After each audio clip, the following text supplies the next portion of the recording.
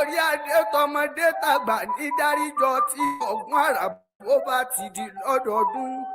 Ayé àmọ́ dáríjọ wá péré fún yín ní orí adé ó bàbá mi àgbógbó fèwú ṣòkò sí ohun tí ó sọ bá ẹ̀ ní kú mọ́ wa lọ́wọ́. Àwa máa ń forí balẹ̀ fọ́ba wa ni o. Àwa máa ń forí balẹ̀ fọ́ba wa ni. Àwa máa forí balẹ̀ fọ́ba wa ni o. Àwa ń forí balẹ̀ fọ́ba wa ni ẹ̀yin lẹ́mọ̀ bọ́ba yín ò jọ yín lójú. Àwa ń forí balẹ̀ fọ́ba ni ẹ̀yin lẹ́mọ̀ bọ́ba yín ò jọ yín lójú. Àwa ń forí balẹ̀ fọ́ba ni ẹ̀yin lẹ́mọ̀ bọ́ba yín ò jọ yín lójú. Àwa ń forí balẹ̀ fọ́ba ni. Kábíyèsí o.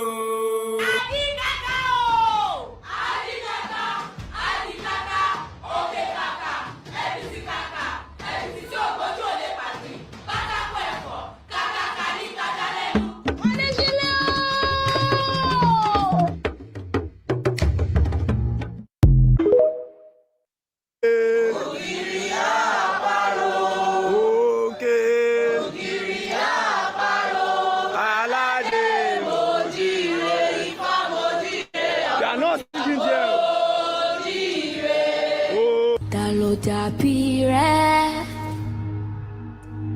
ta ló dàbí rẹ̀,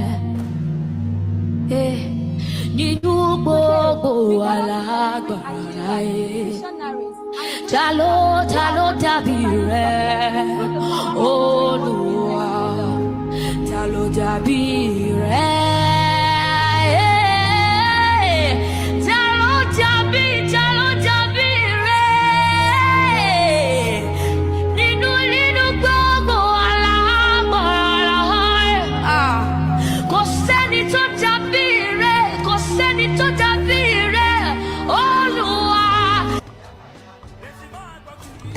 Dàbí rẹ̀, ta ló dàbí rẹ̀, nínú gbogbo alágbára ayé. Ta ló dàbí rẹ̀, Olúwa, ta ló dàbí rẹ̀.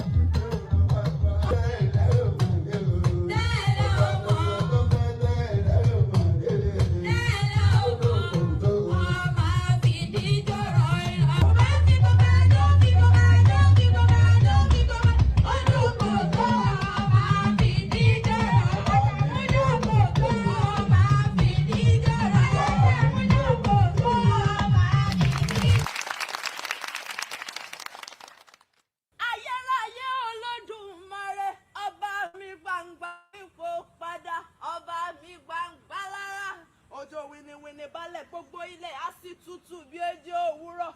Mọ́ṣẹ́wà Ẹlẹ́dùmarè tó láyé lọ́rùn. Àtọ́rí aláìsùn wọ́n ṣe ni ọba tí ń gbẹ́kú ẹni lódìndín. Ṣé bí wà ló fọ̀rọ̀ dálé ayé o? Kábíyèsí rẹ̀ iṣẹ́ ló ṣe ni iṣẹ́ ló ṣe ni iṣẹ́ ló ṣe ni ọba mi àfìrí gbọ̀ngbọ̀n.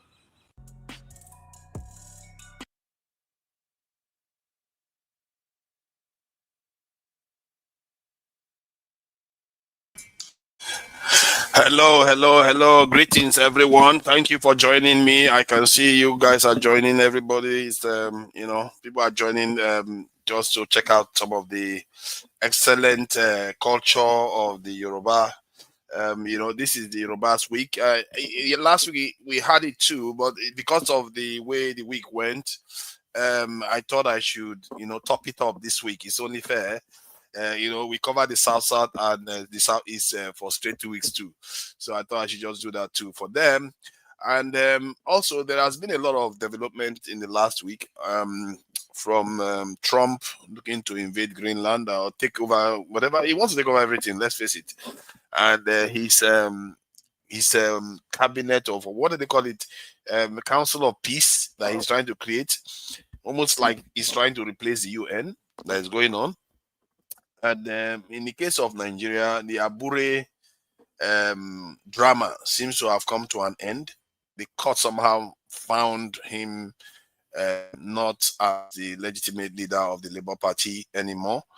There is also the news of Nigeria. I will be covering the news. That's what I'm highlighting right now, so that we can go through some of the headlines of what has happened in Nigeria this week. But what I find is that when it's just big news like that, you are being selective of what happened. But it's good to just go online and see, okay, what are the events that has occurred and read the headlines out. We don't have to discuss all of them, just to cover what has happened in Nigeria for the week. And I'll also be going to discuss some of the, we'll be discussing some of the visits of iceblock to Nigeria and what that taught us about Nigeria. And if there are lessons we can take away from that visit. I, for one, I saw something that I actually thought it wasn't that bad. It was even worse than I thought. But it's one day, it's only fair. I came to Nigeria for one day. He didn't go to Abuja. He just went to Lagos. And, some people like to say Lagos has been transformed, but yeah, that is that. And I also noticed that some Nigerians are very, very, some Nigerians are really awful. I saw was it Twitter? Was it on Twitter? Somebody released an image of iceblock being attacked in Lagos. It's like, even if clearly it wasn't true, they literally edited the image to make it look like he was injured in Nigeria. I don't know why Nigerians do this type of things, what they gain from it, why they want to malign their own country. So that is that on one end. And obviously, let me state the disclaimer. Every conversation we're going to have here is not going to be based on trying to divide people. On the contrary, is to bring people together, to let us understand our problems.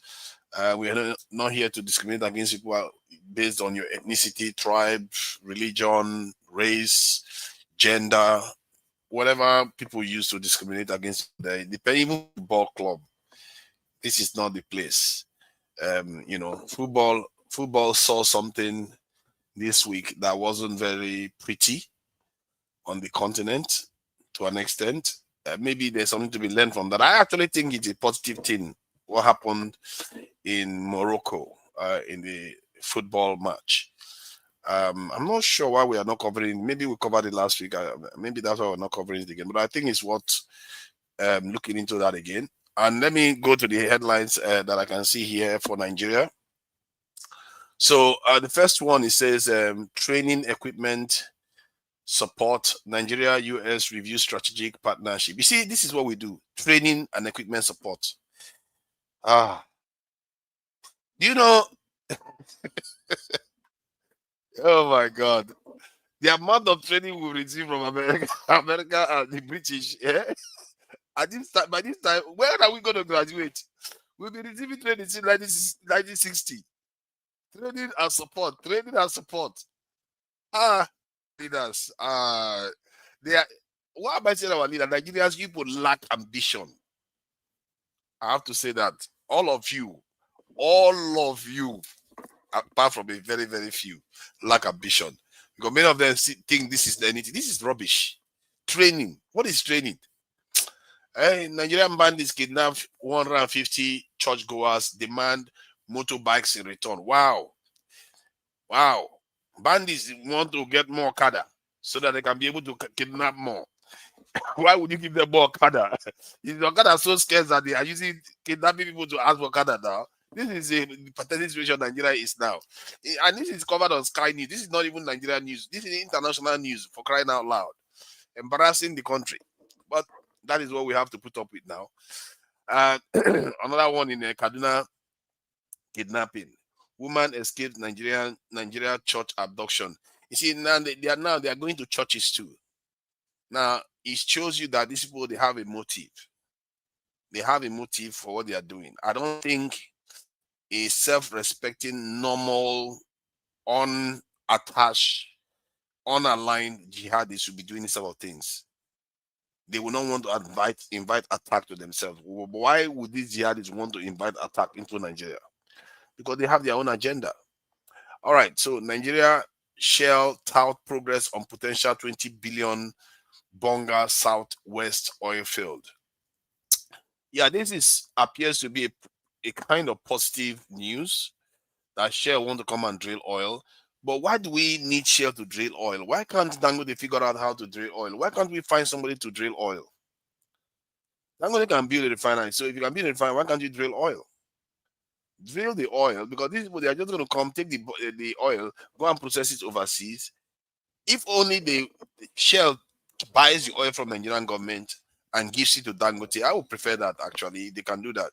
So Dangote can now process it. After all, Dangote refinery is going to become 1.4 million barrels a day. They need it crude.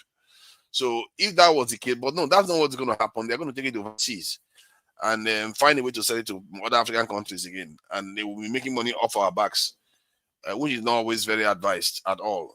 And one other thing they don't do, they don't tell us the terms of the agreement. They never tell us the terms of the agreement, which is actually wrong. You are supposed to tell the people the terms you reach agreement with these foreigners, so that we know everybody's on the same page. They know what to expect from the agreement that we have reached with Shell. It's not a bad thing that they are investing. I don't have any real issue with that. Personally, I would like them to give us a reasonable share of the oil and also sell the oil to Dangote Refinery, so that Dangote Refinery can be able to process it and get value added this is income from it. So now I will go to the next one. Nigeria must stop importing what it can produce. Oh, shocker. Sometimes I feel like we are too smart. We are so smart that we keep repeating smart thoughts without actually doing them. Weird, isn't it? We say smart things all the time, but we never do it, actually. It's really strange, isn't it? Is that not what P2B has been saying forever? Is that not what they've been talking for how many decades now? But still, there is hardly any manufacturing going on in Nigeria. And that government, they don't put their effort in trying to make that one happen. See, you see people sending their children to overseas to go and school, to go and do all this nonsense, when they should be focusing on getting machineries into the country to start doing value-added manufacturing. If they cannot get the machinery into the country, you start making the machines yourself. Buy the parts. Spend 2, 3, 4 billion just sponsoring these things. Before you do it, you will see 2 or 3 sectors. Nigerians will start mastering it. Within 5 years, they will start mastering all those things. They will start making it for themselves. But no, our leaders, they will talk. Tomorrow now, they will rush and go and buy SUV from Japan. That's how useless they are. They will talk about supporting Nigeria these businesses. The next thing, they go and do the worst. I don't know. Why do they do these things? It's like they are just con men. They will tell you one thing and do something else. They will say, oh, we have to stop taking loans. The next thing, they go and take loans. We have to stop relying on foreign manufactured goods. The next thing, they're going to go and buy it. It's like, Even when they even carry this in have the policy of buying locally manufactured goods, they themselves still go and you can't even make it up. They themselves still go and buy foreign goods. Why is it that we can't get this straight? On topic, not the Google. No. The topic has already been covered. I've talked about the 3 topics already. I don't know about the Bassey one. I tried to find information about the Bassey one. I didn't get it. Let me see what she's talking about. There's nothing there. There was there for me to talk about. I might to talk about Abure and this thing. There's nothing there. They've already spoken about the Trump and Greenland palaver. So there's only I have to cover the Nigeria. I think it's actually valuable. We'll cover other things that are happening in Nigeria so that people know what is going on. I'm not playing any video, so there's no risk of having any copyright strikes. US launches strikes against Islamic State in Nigeria. Okay, that was a month ago. That one happened quite a while ago. Let's see. 4 days ago, Nigerian police denied church attacks as residents insist 168 people are held by armed groups. See that? ABC News. This was just 3 hours ago. UN World Food Program warns millions in Nigeria face extreme hunger without urgent funding. Since when do they feed us in Nigeria? Did these people even feed us in Nigeria? God. What kind of people? Why are we like these Nigerians? I'm tired of talking about Tinubu. I'm tired of talking about our politicians. It is Nigerians. Why are we like that? You have a country where IDP camps exist. You have a country where the people are not secured. You can't even sweep your streets. Why can't you just start there? You can't even sweep your streets. Many of these women that live in Nigeria, they don't sweep their houses. Why are you not telling your husbands? Are you the one running this town? Why are the roads dirty? Why are you leaving the roads very dirty? Because the one who go home, I sweep my house. Why are the roads so dirty? Why are we dropping rubbish? The roads keep failing all the time. Why are you not holding the men accountable? It's really, really embarrassing. Like when iShowSpeed went to other parts of Africa, I'm telling you, by the time he came to Nigeria, Nigeria was the worst picture I saw. And that is Lagos. And that is some of the best parts of Lagos. That's the Lagos everybody is shouting that, oh, they've done Lagos up. Lagos is to be transformed and all the rest. And yet, maybe in the eyes of Nigerians, it's been transformed. But in the eyes of international standard, it hasn't. It hasn't been transformed at all. It was really, really embarrassing. The guy was looking as if Lagos is smelling. And darkness, when the evening came, the roads were becoming darker and darker. So they had to artificially light the iShowSpeed up. It's like this guy went to Kenya, went to Ethiopia, went to Uganda, went to South Africa. You know, all those countries, they were fine. They were just fine. Went to Swaziland, Eswatini, if I'm not mistaken. Yeah, he went to Eswatini. I think he went to Zimbabwe too. Well, the moment he arrived in Nigeria, oh my God. And then you see how Nigerians behave. Oh my God, we really disgrace ourselves. That it just shows you how entitled our people feel. Our people feel entitled. They want to capitalize on every single chance they get. It's like they don't even have any dignity. You know, when I was growing up, parents don't even allow their children eat in the house of even family members. They don't take food from family members. That's how Nigerians used to be quite reserved. Like if you as a child, you go and take food from anybody else other than your parents, you are in trouble. They frown on it a lot.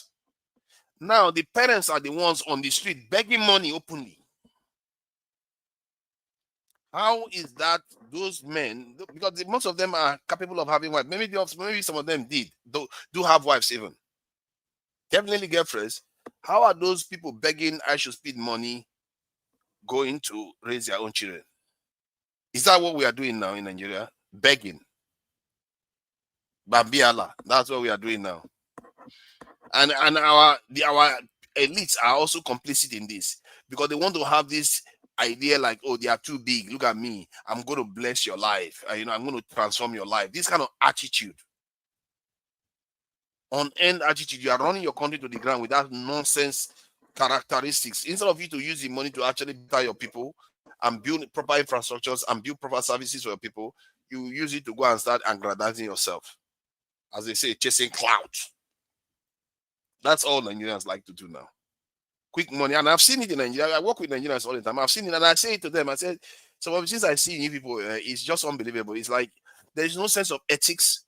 There's no work ethic there. There's no accountability. Everybody just acts anyhow. That's what I see in Nigeria, and that's what showed up that day. Even if I understand why some of those things are happening, but man, it looks bad. It really looks bad.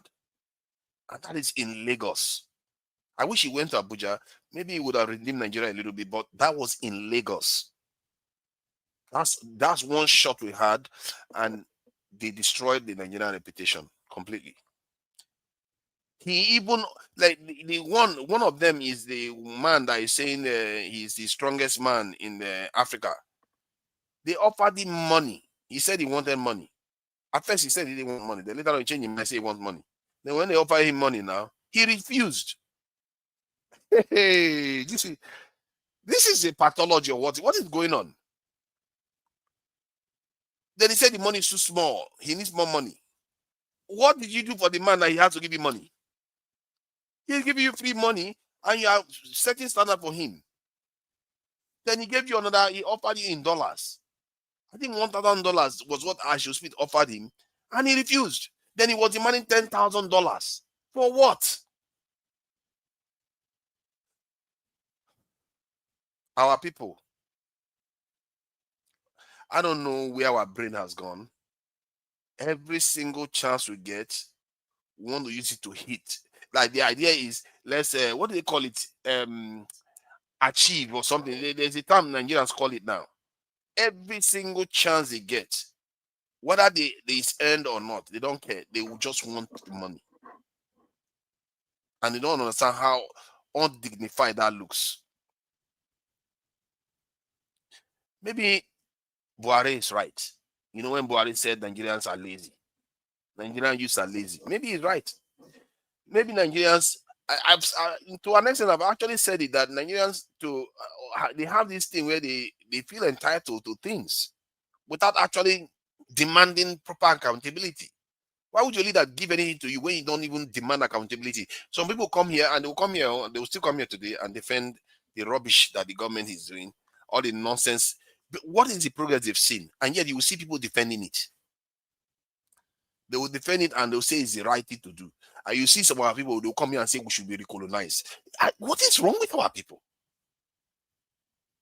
If you go to North Africa today, if you ask whether they should be recolonized, it's only 10%, maybe even less, that will say yes. But when you come to Nigeria, you ask, I won't be shocked. You see 30% of people will say yes, we should be recognized. And those people, they actually think they are smart. They think they know what they are doing, but they don't. They have no clue. No clue. And I don't know whether to blame them. It's like Nigeria it's like we don't have any leaders, and because we keep electing children to come and lead us. People that don't understand leadership, they just want power for the sake of it. Funny enough, that is exactly what Lord Lugard said about us over 100 years ago. Lord Lugard said that we lack apprehension of the future, and that we like the apparels of power, but without understanding of his responsibility. That is what Lord Lugard observed. That is strange. It's really strange. I don't know how people manifest that kind of behavior. If people will manifest the behavior, while individually they don't manifest it. Because most of our men take responsibility for their homes. They provide for their homes, they take care. But societally, we don't understand the concept of leadership at all. We don't even know what it means. We think we do, but we really don't. That is why our country is the way it is right now. I can tell you right now, Nigeria has not had a good leader for a very, very long time. We've not had a good leader. And the reason why we have not, because the people are not good too. They are not up to scratch. They are not. You can't, let's face it, you can't compare yourself to other people. You can't. You can say you are because you are the largest country in Africa and you have oil that is under the ground. Those things are given to you, not by, it just happened by nature. That's not out of conscious effort. It just happened by nature. What are the things that are actually conscious, that is actually strategically important that Nigeria has achieved? All we do is dance, shake our backside, and act drama that makes Africans look bad too. Many African programs that I watch, you need to see how they make black people look bad. They will always, Nigerian programs, so they will make the lighter skinned ones do all the nice things. Then the darker skinned ones are like the devils, the wicked ones. I don't know whether you have seen this program, Visa on Arrival. Just notice what they do on that Visa on Arrival. The lighter skinned people, they use them to play parts. One of them is even mixed race. They use her to play good parts, like she's a nice and good person, while all the darker ones are the bad people. It's like, why would you do that? These are forget it, man. And I should still reveal a lot of things. And one other thing that the I should speak showed is that we were very fake.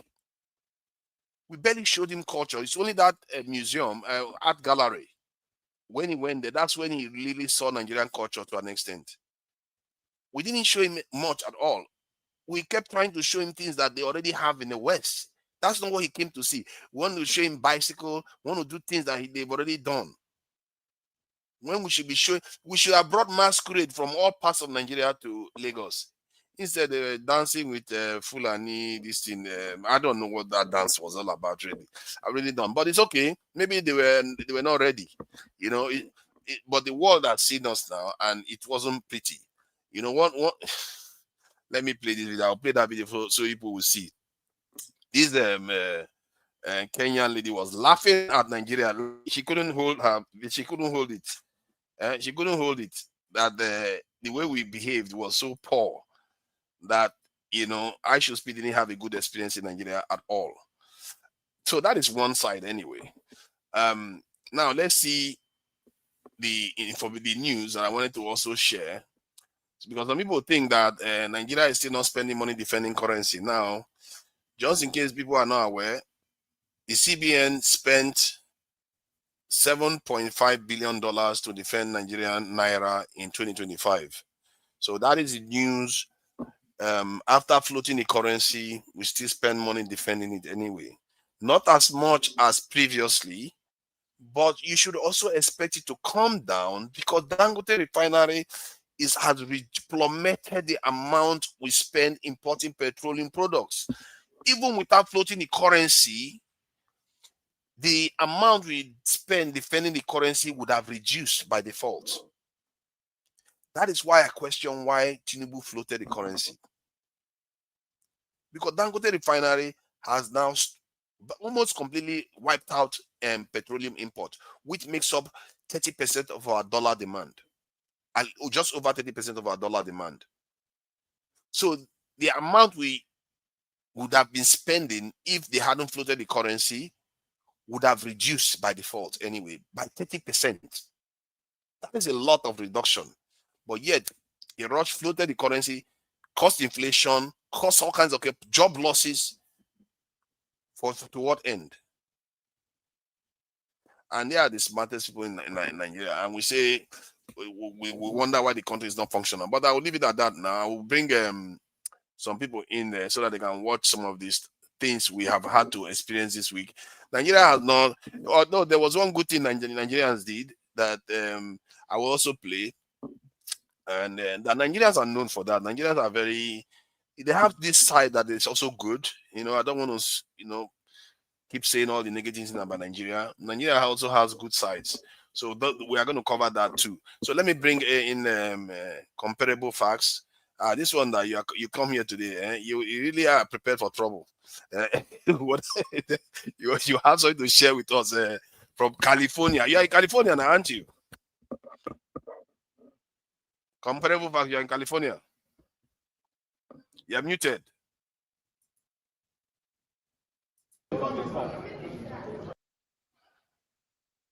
You're still muted, though. Can you hear me? I can hear you now, loud and clear. Yeah, how are you? Yeah, we are fine. We are fine. Just doing okay. Yeah, I just got back from Nigeria about 2 weeks ago. So how long that been? How long for what? No, I said I just got back from Nigeria on the 11th of this month. I don't know if you're aware of it. That's cool. How? Okay, you went to the southeast, or were you in Lagos? Oh, I was all over. I was a lot of places. I started from Lagos to Abuja, from Abuja to Owerri, from Owerri then I started from there. I drove to Port Harcourt. From Port Harcourt, we drove to Aba. From Aba to Umuahia. So I did travel to most southeastern states. So I did travel.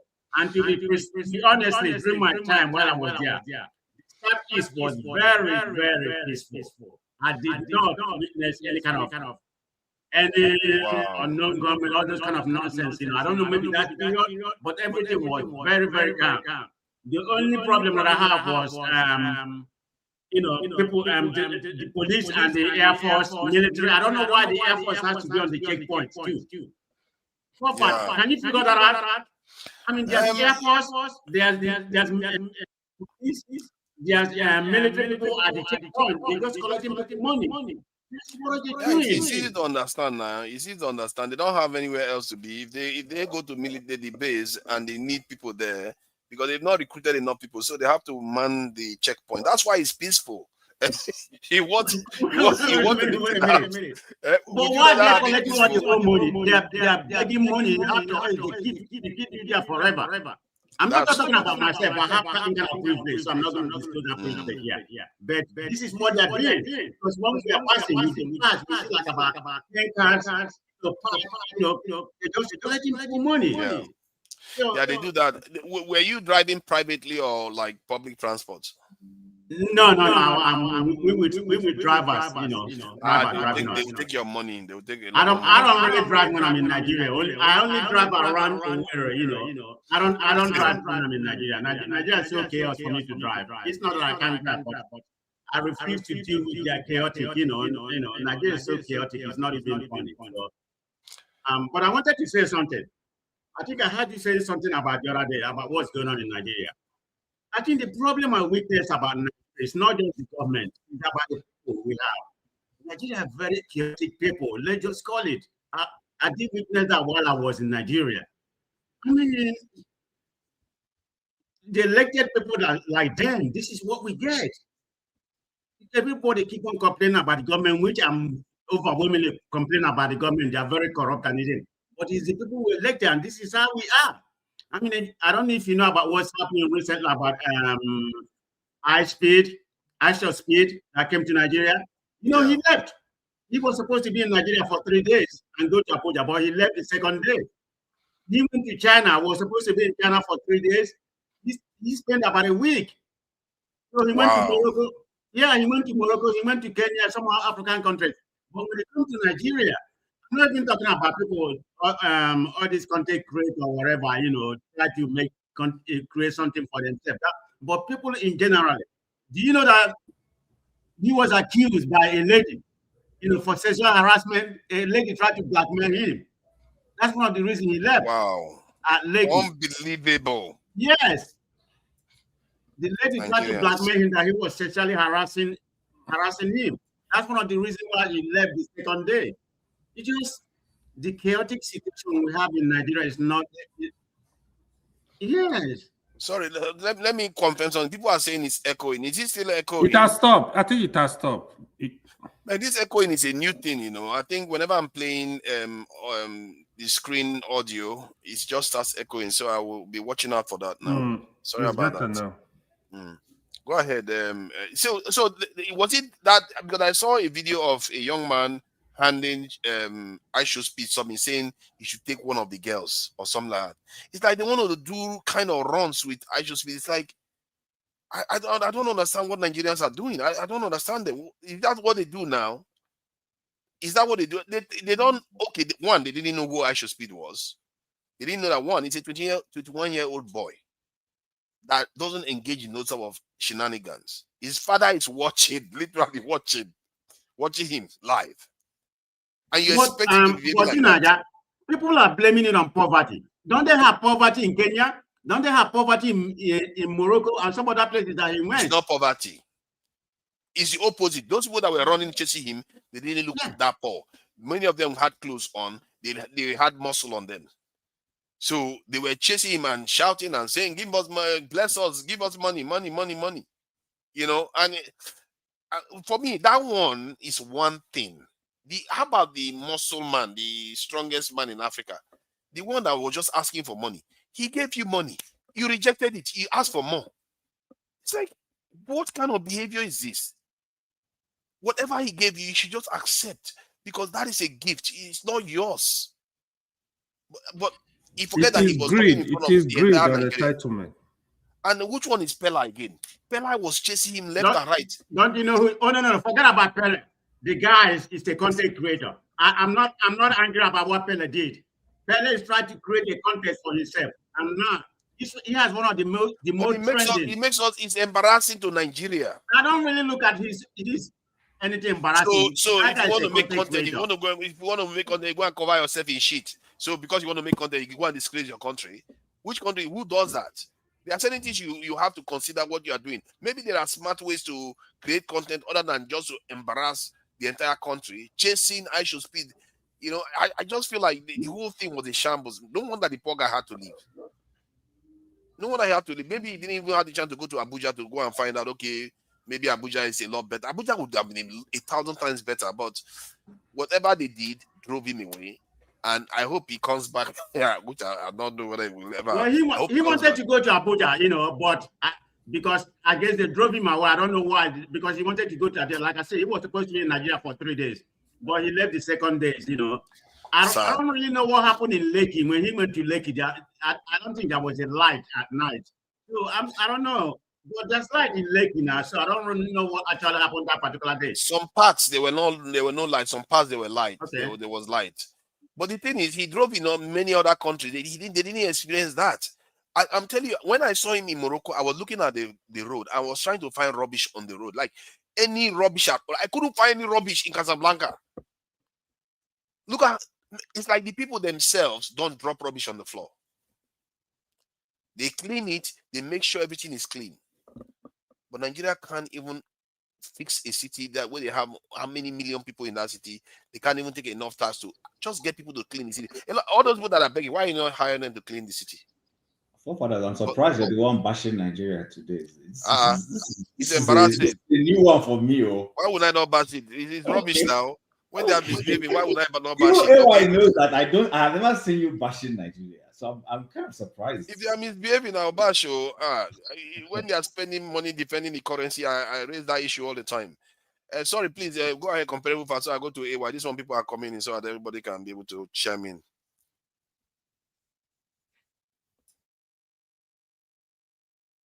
It looks like you can't hear me. Comparable facts.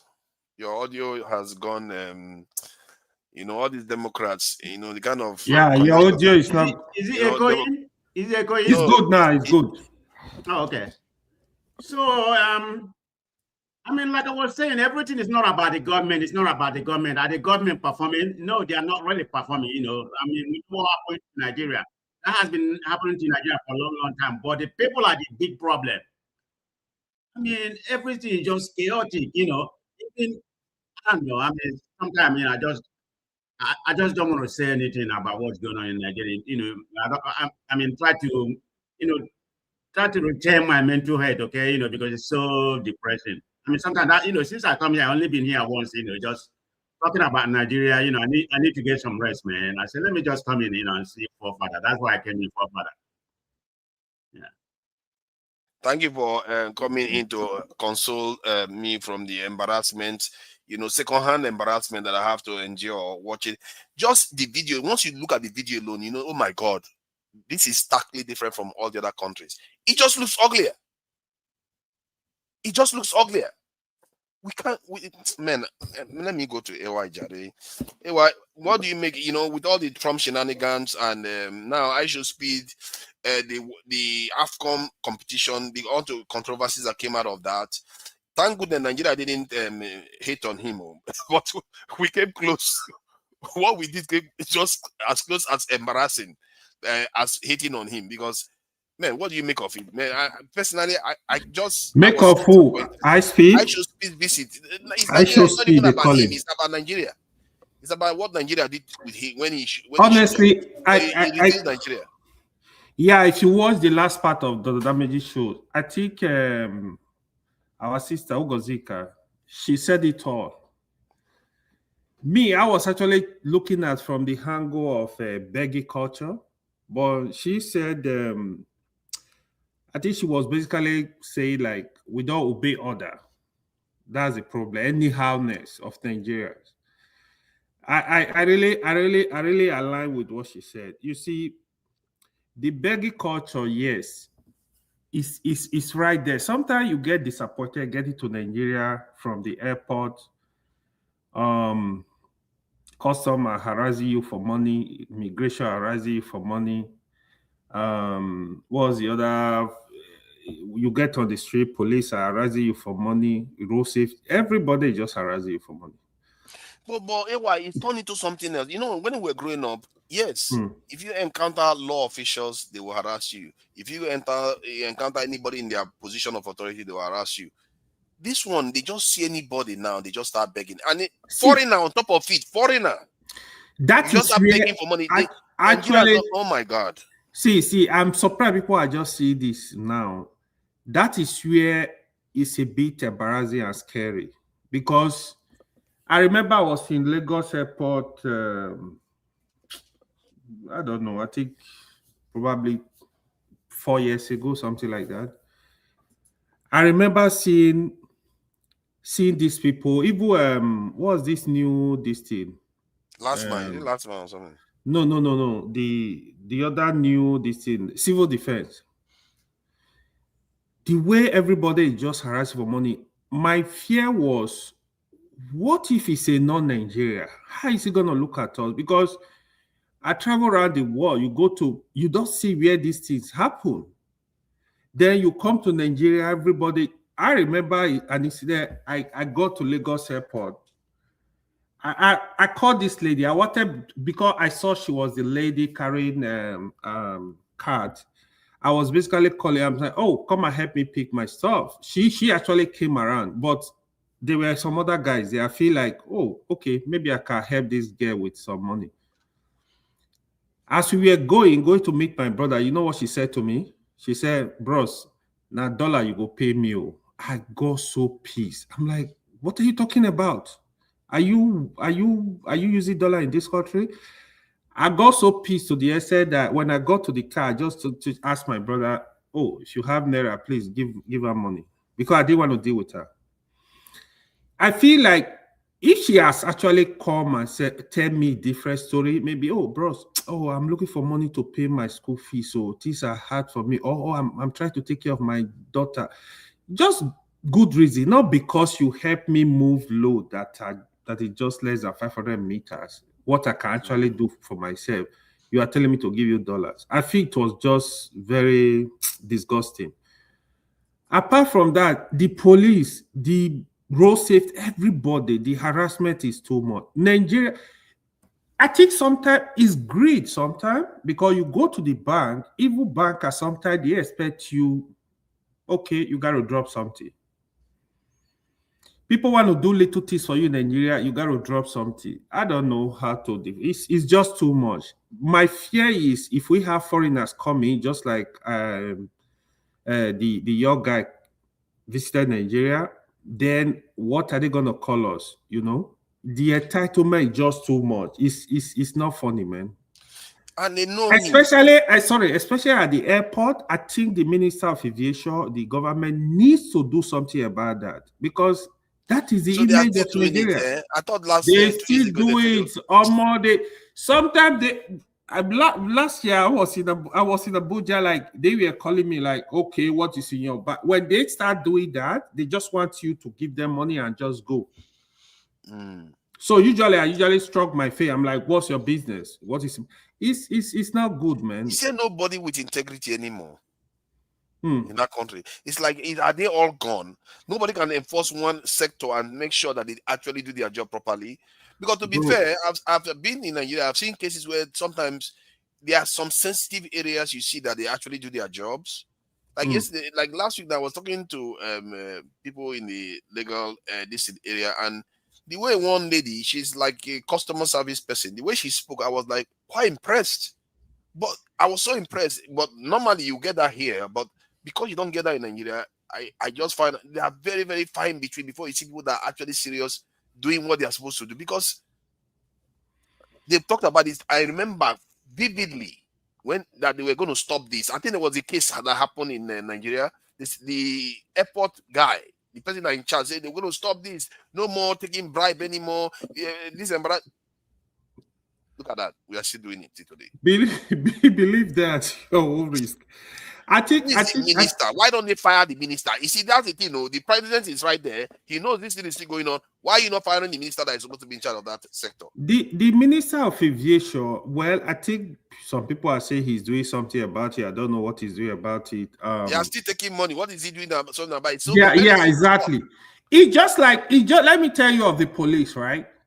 Every IG of police, they know about this thing. In fact, the police are saying that the money get to the IG. So you hear the IG, don't give anybody bribe, don't give anybody any money, but it's still going on. like before, let me tell you this. Before the SARS protest, if you know people that experienced the brutality of those SARS guys, they were criminals giving guns to rob. I'm telling you. They were just calling themselves policemen. They were criminals with guns. That was why you saw Nigeria were that protest was very intense, because it was too much.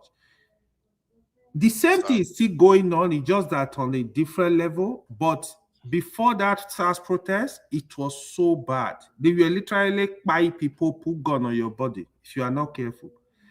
They will arrest people based on, they tell you are a Yahoo boy, they see you with computer, they see you with iPhone, they harass you, they look at your bank account. Let me get this straight. Let's not spread it too far. This time when you went to Nigeria, some people still asking for money at the airports. Not directly. They didn't ask. They wanted to make that move. Me, I know how they act. But trust me, people are expecting you to give them money. It's just normal. Okay, but at least they didn't ask. There's a difference now. It's not they have a way of doing it, right? They didn't ask me, to be honest, but trust me, it's going on. They didn't ask you. They didn't. What do you mean it's going on? They didn't ask you. They didn't take from you. See. Sometimes, listen. Let me tell you. You don't know how these people act, because me, I know my way around the airport. When I was leaving, I did travel alone. I know my friend was giving them money, but not that they ask him. It's just a funny. See. Don't rule it out too, right? They are also underpaid, most of them, but I don't think that is enough. Reason to be harassing people. Yeah, they are also underpaid. Even the police, we have to be careful fair. though. I'm saying they are harassing because you are not a very good witness of it now. Yeah, say they are harassing people. These things are good. They are going on. They trust me. They are going on. Except you know how. Maybe Masca will tell you more. Masca is in Nigeria. Yeah. He will tell you more. Let me hear from Masca, because hear from Masca on this. This is quite interesting for Masca, because Masca is a Abuja guy, you see. So how do you find the way Nigeria came across with ISO speed, and you can also talk about all the other events of the week, anything really?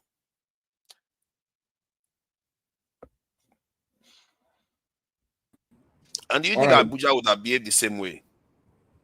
No, certainly, but no, not like Lagos. Certainly not like Lagos, but I think AY is correct the challenge with Nigeria is that it's a very nuanced and complex place.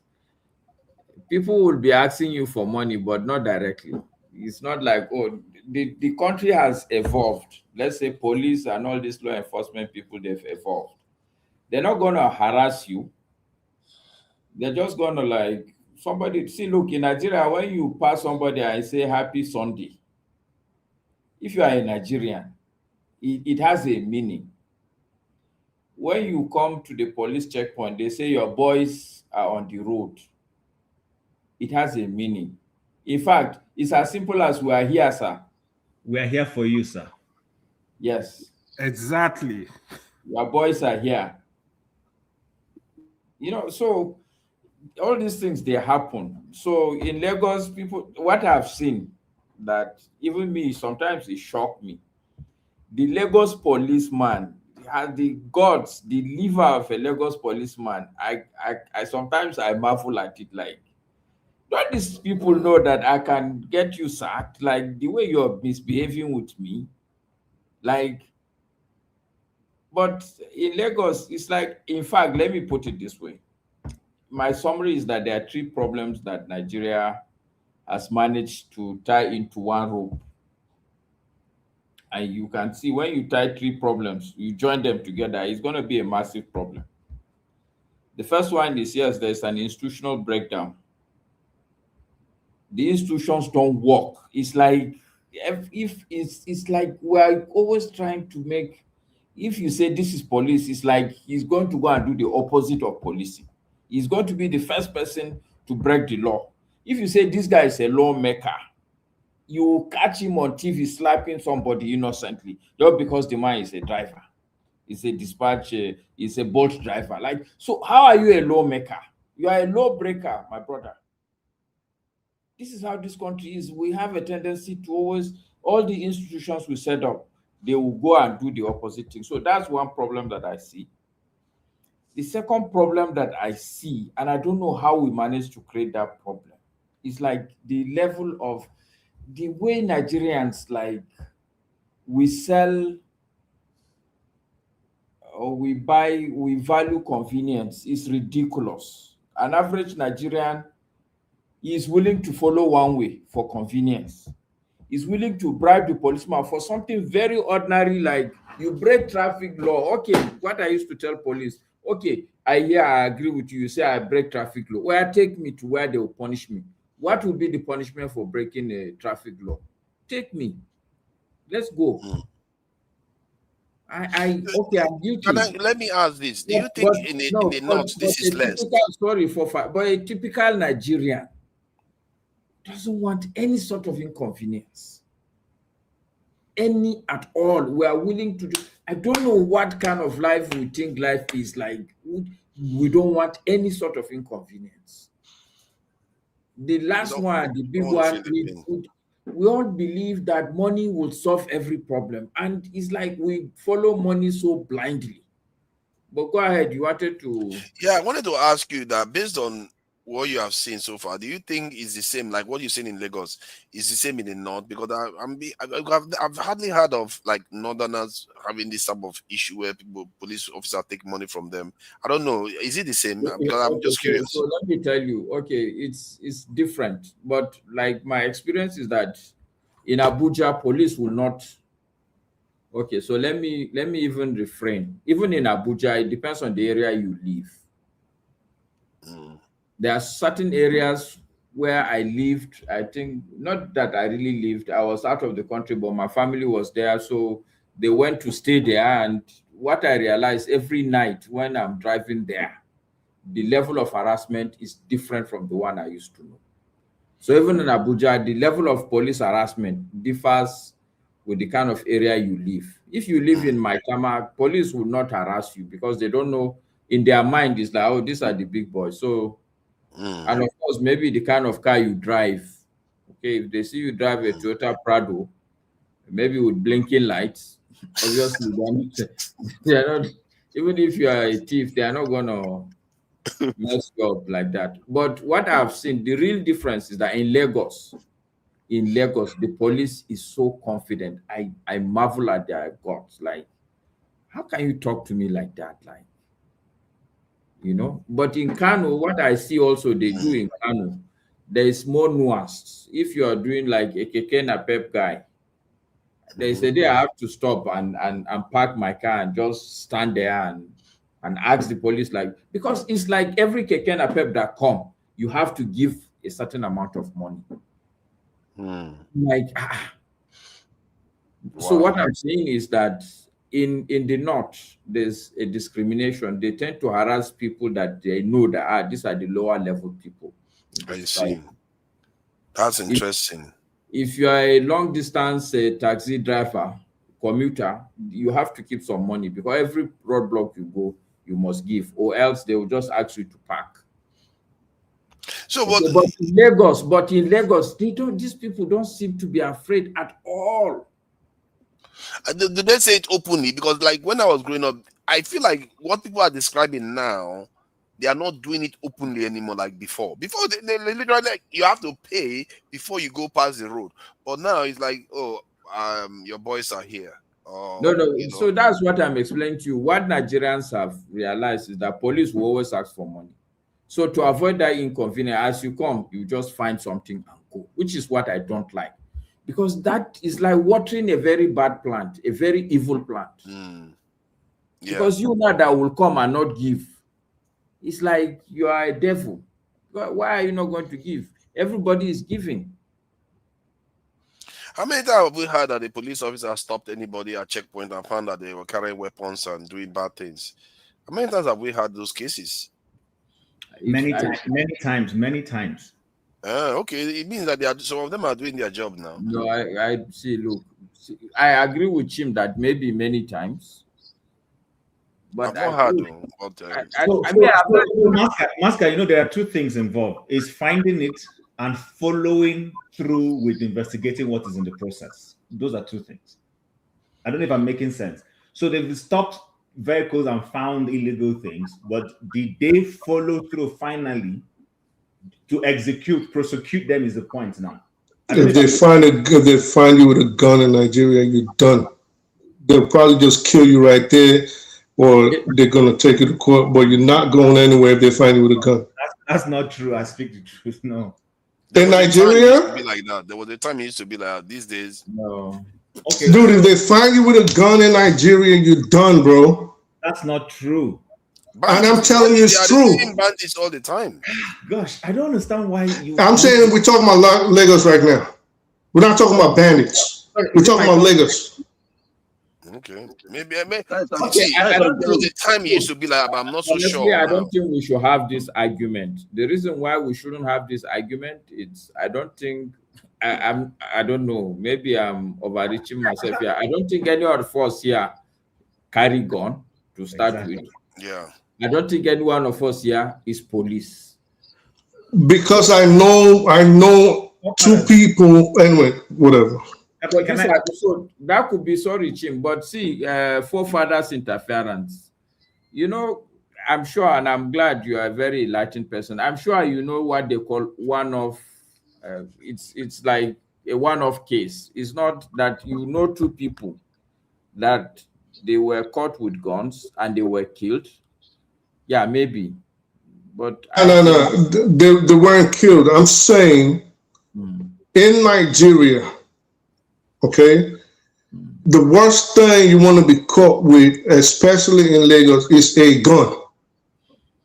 Okay, why is that? My question to you would be why? Automatically, you're labeled an armed robber. Okay, so then what is the process? Let's now. The process, that's what I'm saying. So the process, your chances of the first thing they're doing, they're gonna shoot you in the leg. I guarantee you that. I guarantee you that if they catch you with a gun in Lagos, the first thing they're gonna shoot you in the leg. If you don't die, yes, sir. It's not always true. Chief is right. It depends on who. Let me give you one example. Sir. Okay. We know everything is. Wait.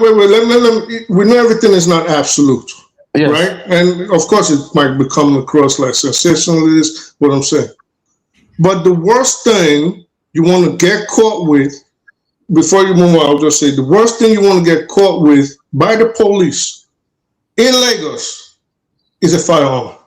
I agree. But let me give you this example. You know, before I came here, I ran a company, or I owned a company that was dealing with the supply, installation, and maintenance of security systems, high-tech security systems.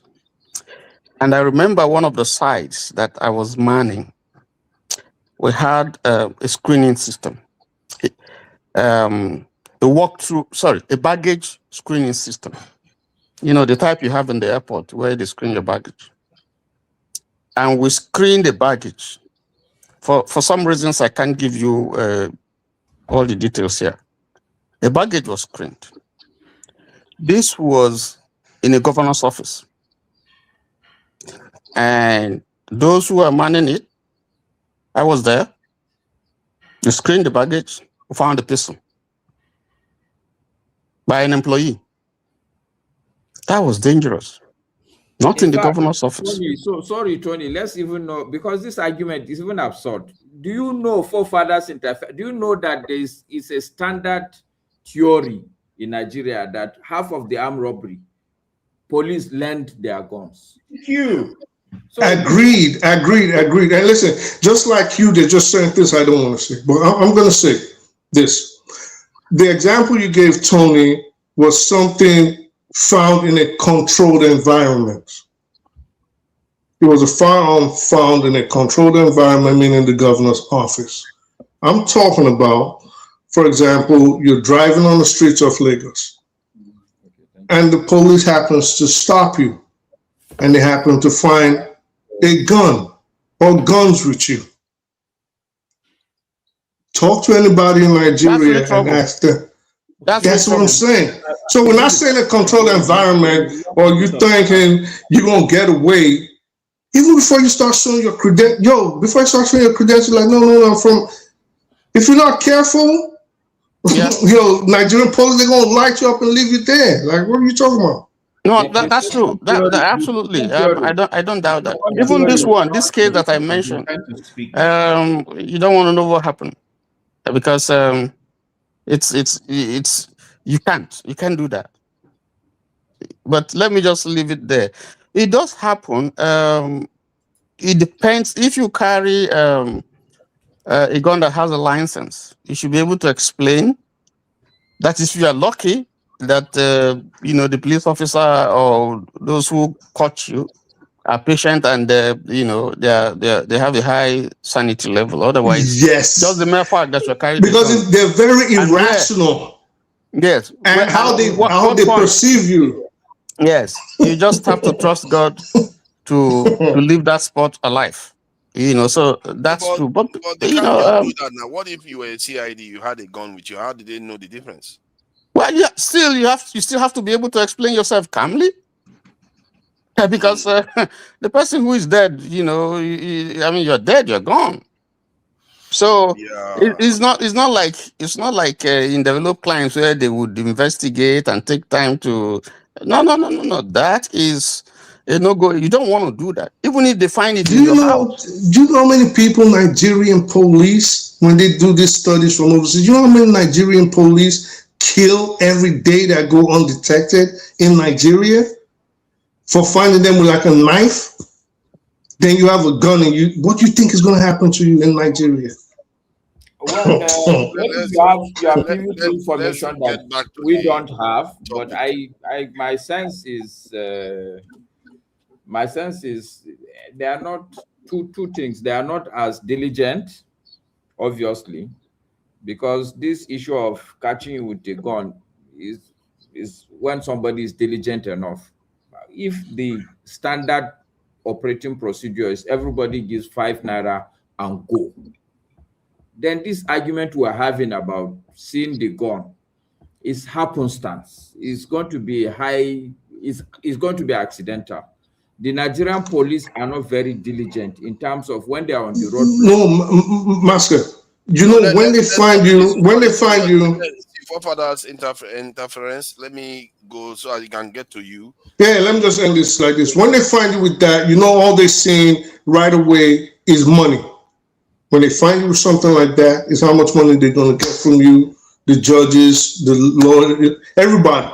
That's all they're thinking about. And they're going to extort you to they're going to extort you into poverty if you're not accredited to own that weapon. That's if you don't die, like Tom said. Yeah, I'm beginning to think that given everything I know of Nigeria, like we've had all this fraud before, and they will say they will deal with it, they will make sure it doesn't happen again. They will even dismiss police officers that take money, but yet it's still happening. Because if they were doing their due diligence like the way they do, like in the UK now, they will send fake shoppers to come and check whether people are. Yes, no, you're right. So they are supposed to be circling the There are system all the time. mystery shoppers. I remember very well. I did myself. I Mystery remember shoppers. when Buhari came in. This was one of the recommendations. I wrote almost like a 60-page recommendation to the government. Yeah, in terms of how the police can actually be, because in my mind, the police is the base, is the belly of the country. If you don't get your policing right, then every other thing is just because everything starts with policing. You know, part of that the lawyers have to deal with it. ABC, you even if it's just 50,000 people you employ as mystery shoppers in Nigeria, with the technology that their button can be a camera, so you don't need to do anything. Just appear in front of a policeman and see how he behaves. You know. Let me go to Chims. So I can get me go around. Chim, do we need a dog department? You know, somebody that we know is upstanding and strong and is not afraid of these crazies that we have in this ministries. Come in and clean the house from one department to another, because there's a lot of decay that you see in Nigeria, and it looks like it's impossible to have it. Maybe some departments are working fine. Let's say Ministry of Technology, Science and Technology is doing fine, but the others are not. So maybe somebody needs to go in there, one department after the another, cleaning it out, making sure their standards increase, because the way it's been handled so far is not working, and things don't get better. And this week, man, even not very few Nigerians are defending this week with ISO speed. What they saw, they were embarrassed. Nigerians were embarrassed. Okay, so what do you make of it? So yeah, I agree with you. I think one thing I wanted to call our minds back to remember is we used to have an office or a department or ministry, I don't know what, or parastatal or whatever it is, referred to as National Orientation Commission. I know they are still there, but when I say we used to mean right now, it's moribund. They're just maybe one institution that is just collecting budgets and really not doing anything. But the funny thing is that the military era seemed to have utilized that institution better than the civilians who should be using it. If you remember when Babangida was in office, if you remember when they were trying to discourage us, meaning all of us Nigerians, from jackpotting, you remember the Andrew commercial? That was the National Orientation Commission, where Andrew was at the airport. He was complaining, no light, no this, no that. I need to check out, and then somehow he was convinced and he went back. Wow, that was military. That was Madam Dora tried to use it actually. She used it a little bit. That was the last time. She didn't do a good job at that. I'm an apostle of Madam Dora. I'm going to knock her this morning because you brought her up. Now my person be that to talk. I say you go receive knocking for her with that. But I mean, we all remember how Professor Jerry Ghana, that was what brought Professor Jerry Ghana to the front burner of Nigerian politics. Remember when he says, if you're a teacher, teach well. If you're a minister, minister well. And it worked. It worked. Even though we had a military government, Nigerians had this sense of patriotism. Nigerians had this sense of, okay, let's stay back and build our nation. Those who traveled had a sense of, let me go and acquire and come back. The only problem, but which is back now to that your question of, do we need a Doge or any of those things, is the sincerity of the government and the person in office using it. We all know that General Babangida, as much as he did some fantastic things on the surface, his intentions were not pure. The guy had an alternative intention. And that's been the bane of our governance. So bringing it down now to our civilian era, and let's situate it with the man who is in office. For that, with all that you know that has gone around Tinubu and everything, do you think Tinubu is capable of instituting a doge to say, let's go clean up? 2 years ago, he budgeted for solar panels in Aso Rock. Last year, they budgeted again for solar panels in Aso Rock. This year again, there's been a solar panel budget for the same Aso Rock. Is that not one of the things Doge was fighting in the US? You know, all those wastages and all those kinds of things. So I think it's not impossible. Nigeria can be cleaned up. I'm one of those who believes you can clean Nigeria up, but it's a top bottom thing. It's not going to be a bottom up thing. It's going to be something that those in office in Nigeria. Listen, Benjamin Carlo, there's a video of him going to my constituency. Go and see their volume of vehicles in his entourage that followed this man. I don't know how they managed to get those vehicles in somewhere in Abure State, or was it from Port Harcourt he took them? So either he flew into Owerri or he flew into Port Harcourt. So those volume of clean SUVs were waiting somewhere in Abure State for him. Go and see it. I watched the video. Vroom, vroom, vroom. Climbing somewhere in Bend, the local government in Abure State. And then you're asking, these are people who are telling us to tighten our belts. We are tightening our belts as Nigerians. Why they are spending humongously in that nature. So I think at the end of the day, the question is this, and it boils back to this police question we're having, and even into the speed, visit. There is this thing about us. We are people who are extremely beholden. We behold authority. We behold celebrities a lot. Until that culture is removed, and that is where you now need a National Orientation Commission to come in genuinely to do a job. The psyche of the average Nigerian needs to be reshaped. Until you do that, Chim, when you said that thing about we beholden to authority, I remember I saw, which is supposed to be a good thing, but I felt a little bit uncomfortable watching it. When Aisha Speed was in this restaurant, the Yoruba lady was singing to him and kneeling down before him. I felt uncomfortable because, one, you're kneeling down for somebody that is way younger than you, all because it's a YouTuber, you're doing that.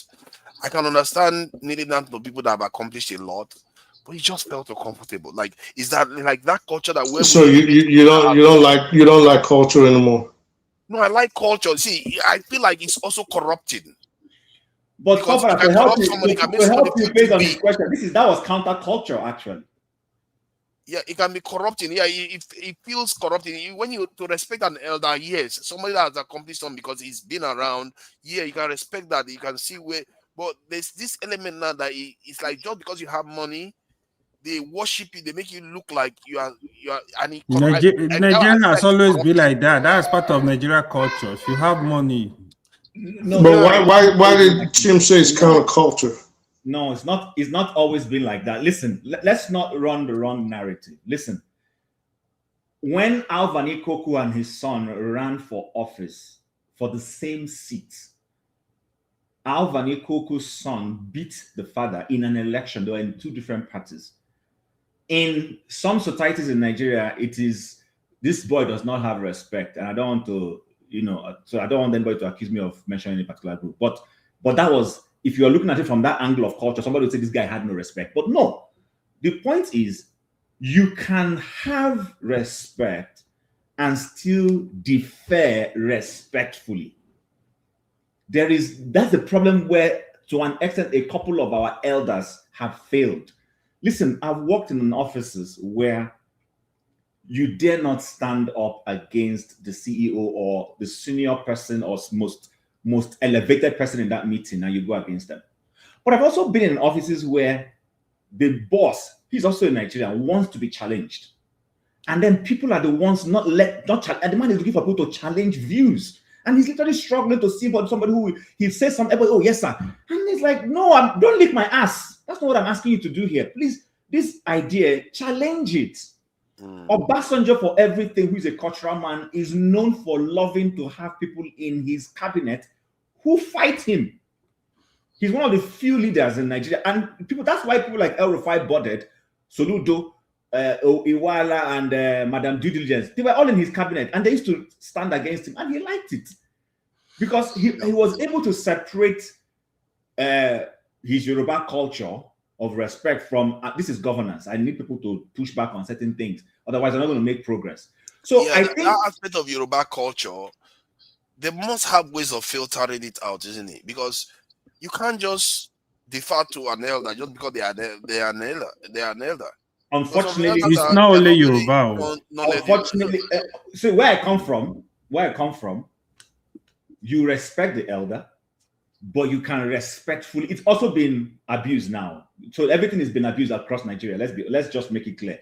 In the Igbo culture now, there is a lot of money. Once you have money, you can disrespect the elderly person, and people will allow you to get past it. But there used to be a time where you couldn't do that. There was a time where people, which is where we had this conversation here, the question will now be, who is your father? Which is what question that Charlie Boy was asking some time ago, and people misunderstood him. When they say, who is your father? It's not a case of who's your father in terms of wealth. It's a case of integrity. Where are you coming from? Do we know you? Do you have an antecedent in terms of integrity? So we are losing that now because our civilian political office holders are killing Nigeria. The military men did way better than these people, trust me, to push that country forward. These guys, this group of people wearing Agbada, they are a disgrace. And they are not helping. Hold on, Chim. Is it not a decay that has been occurring? Because I remember when we were growing up, your parents wouldn't even allow you to take food from even family members without them being aware of it. They will beat the life out of you if you go and take any food from anybody without consulting your parents, generally. Yeah.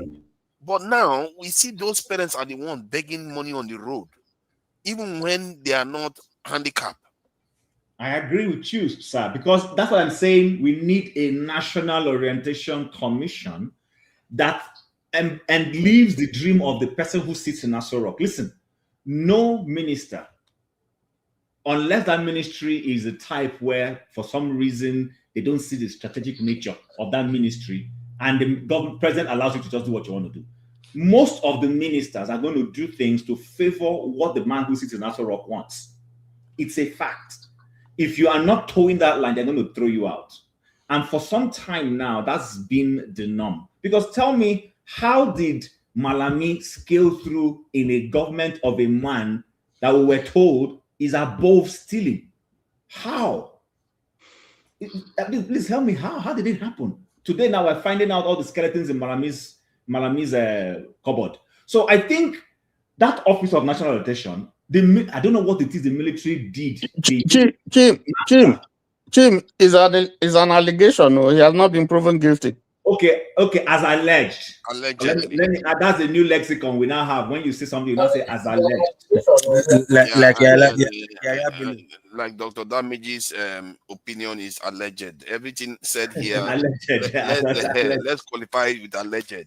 But let me end here, and then hand over the floor. See, I think any serious government that really wants to change the psyche of Nigeria and the mindset, especially with all this bribery thing, you go to the airport.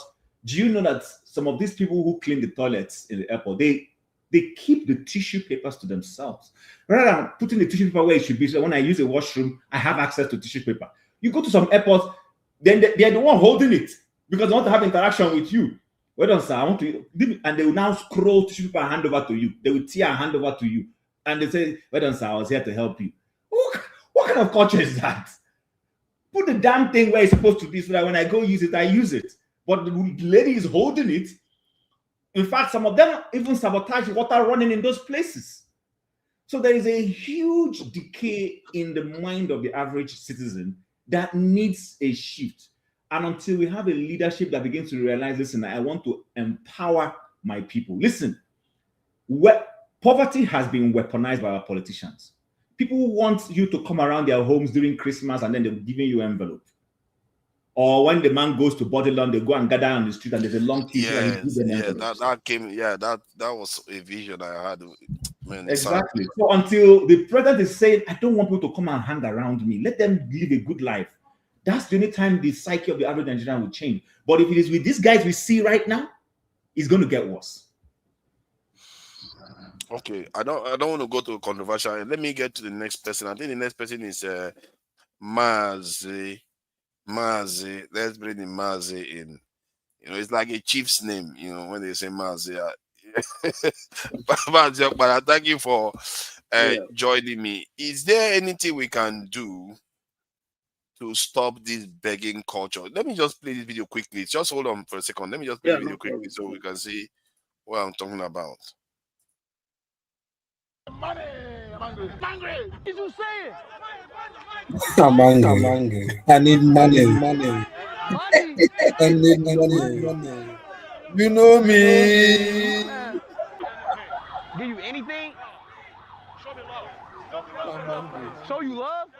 HSPD coming to Nigeria is the most embarrassing thing I have seen this week. HSPD has gone to a lot of African countries. No embarrassment, peace, nothing. These guys spent less than 24 hours. Everywhere just looks so rowdy, messed up, like as if they know it was coming. Like, why is it not looking organized? Like, Nigeria, I beg. Imagine the moment Speed landed Nigeria, you see a lot of begging, asking for handouts. Imagine, that was so embarrassing. That was so embarrassing. Speed went to Kenya. You see the love people in Kenya was giving Speed. Love, real love. They're just happy to see Speed. But Nigerian own is that you see grown men begging 10,000, give me $10,000. They're already begging for money already. That young man, come on, bro, this boy just turned 21, man. Just turned 21. He already started doing begging. I never seen any Kenyan person that was doing begging on live stream. They were doing different activities to show Speed about Kenya, how it is, and different activities. You come to Nigerian own. The only thing you are seeing is people looking for, they are begging, they're looking for handout, begging. Ghana, you're the only one that can save West Africa from this bad image. You're the only ones. Because Nigerian owner, Welcome to the channel. It's Nigeria. Thanks for clicking on this video. Oh my God. Guys, I'm laughing because what I've been hearing. No, let me not just embarrass Nigerians even, because they say we are a laughing stock now. That is what this week has revealed among these that grown men. They are not poor. They don't look poor. Some of them don't look poor. They were one of them was well dressed and everything, was begging for money, jogging along the car, begging for money. Even the one that is doing weightlifting is begging for money. Is there anything we can do to remind our people how to be a little bit more reserved? Like, at least to foreigners that just get, in short, let me do a guest. You know, let's draw the line in guests. If a guest is in the country, maybe we should rein in some of this our behavior. Is there any way to pull it back a little bit? Mazi, please, I don't know whether you have any suggestion for this, because I don't have a clue how to get around this other than, you know, whipping people. Can I just bring this thing for you then? So please, when you're talking, can somebody eventually please help me understand the word sir? Please, can you tell me what sir means? Is when if I say sir to forefathers, does that mean I'm now licking forefathers? Yo, ignore that. I sent it in the comments. Ignore it. Ignore it. Everybody. Forefathers, good evening, and good evening, my friends. In Igbo language, we do say "manu pafra pafa pafugo." You know, the oil, palm oil is poured, you know, on the ground. You cannot remedy it. You cannot bring it back. There is a decay. The society has rotten. It's rotten society. From Asurok to the cleaner. Everywhere is rotten. I don't know how we are going to remedy the image of Nigeria. Tell me where any sector that is working. You are talking about these people. Go to the ministries. Go to the ministries. If you are not, in fact, you have your envelope must be full. If you are looking for something, you have your money, you want to register a company. You have to see them. Otherwise, your file will be, you know, taken from you, put on the carpet, and that is it. It's a rotten society. That's why you see us everywhere running away from our country, because the society is rotten. Look at that young man. He was embarrassed. Everywhere was messed up. garbages everywhere, stinking. And when you say that Nigeria cities are stinking, people would think that you are just you are trying to talk bad about Nigeria. I've said it here before. Tell me any city in Nigeria that has running water, because if you have running water, you can keep your place clean. Even Lagos, as we speak, there's no running water in Lagos. There's no running water in most places in Abuja. In most places in Abuja, there's no running water. Or you have to dig your own water. Abuja is the newest capital in the whole world, because it was 1975 or 1976. But look at Abuja is, the plan is zero. Everybody is building. Abuja is not bad, though. Are we including Abuja in this? Are we dragging Abuja into this? Of course, because don't because you maybe when you are living as Metamos, if you go to other places, forefathers, there is a place they will show you in Abuja. You will never ever in your life dream that this is Abuja, and this is about 5 kilometers to the seat of power. The Abuja I know some parts are not good at all. Like not the best. Forefathers, sorry, is there pipe-borne water in Abuja? Anywhere in Abuja, pipe-borne water? Yes, there is. Please. I've not seen it, but there must be. No, because hold on, Master, hold on. I know the design, it was there, but I don't know if it's existing. So the water is there. I can. It's working. There is pipe-borne water in Abuja. But excuse me, when we talk about Abuja now, like in the where I live here, it's a village of about 7,000 people. There is everything is working. I'm not talking about Metama. We know Nigeria everywhere. In Kano, my hometown, there's no pipe-borne water. That's what I'm saying. Yeah. No. That's what I'm saying.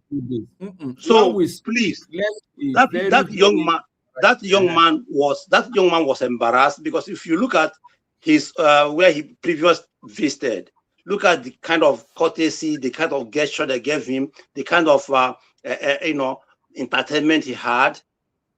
I watched him crossing to Benin Republic. Look at how he was entertained. And Benin Republic wasn't bad, I was like, oh my God, look at Benin Republic. Small Benin Republic seems far more organized, neater. Of course. The first 30 minutes of Benin Republic is better than the whole of you visit Nigeria. Look at the roads. Look at the entertainment. Look at everything. Then he was in Lagos. So sorry, but you see why I'm saying they should develop the coastal road. You see that where Benin Republic, where they were doing those things, was the coastal region. That's how it is in many West African countries. It's only Nigeria they didn't do that. That's why I'm supporting this. That's what I mean. Listen, the mistake you are making, forefathers, in Nigeria, it's not about spending money to do the road. It's culture. If there's no maintenance culture, there's the plan for the road. All these towns that we are talking about, there was plan for pipe-borne water. How come there's no city in Nigeria that was not planned to have pipe-borne? That's even true. The coastal road people are talking about does it So mean that if the internal road is not good? The internal road is good. I'm highlighting it to show how beautiful it is when you develop the coastal region. That area was so maintenance is so beautiful. And again, he entered one shop, and somebody was trying to bring a tribe language, asking him, "Are you want to be Yoruba or Igbo?" Even the guy was like, "No. Matipara is that narrative is a wrong narrative. People are pushing. Yeah, it's a wrong narrative. She was just trying to play a game with her. No, people are pushing that narrative that they are forcing her to become Yoruba. But excuse me, the lady asked him the question. Didn't you watch it? It was a question. Hold on, no. People are saying, excuse me, but that was never necessary. No, that was never necessary. Bringing Yoruba Igbo was never necessary. Hold on. She said you are giving Yoruba vibe. I can see you like this guy. It wasn't no big deal, bro. Yeah, but it's not necessary now. Is the point? Is it necessary? Is that why? Is it necessary? No, It's not. Nah, you guys are saying it as if he knows the difference. He doesn't know the difference. If you watch the video, the lady just said, it matters. wait. So the difference. Is it necessary? No. Well, it depends. It Let's depends. allow Farah to finish so that we can move it around because I'll finish. Please let me finish. What I'm trying to say that everything in Nigeria is about tribe, about religion, and ethnicity, and that is what is holding us down today in Nigeria. Because the young man didn't enjoy himself. Lagos was not what he had of Lagos. Everywhere was stinking. You know, there is garbages everywhere on the road, which is everywhere not only in Lagos. Even somebody was showing Abuja how Abuja is littered with garbages. You know, yesterday I watched Fire Show's brother showing Metama there was no light in the night in Metama in Abuja. The younger brother Azik Fayoshe, he was showing it.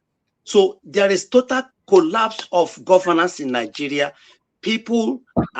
Everybody's doing what he likes. For example, you know, if you want to curtail this thing from A to Z, from military, from police, from judiciary. For example, over here, what keeps Obodo Ibo, or let's say, white society, what keeps them, decent is because there is law and order. Police does their job. If you offend, if contravene traffic light, you'll be caught. You'll be taken to, you'll be fined. If you refuse to pay, you go to court, and the court will fine you. So in Nigeria, whereby the police does whatever he likes, the judge, if you go to court, you must bribe judge before you get justice. That is the problem. The problem is even that these two,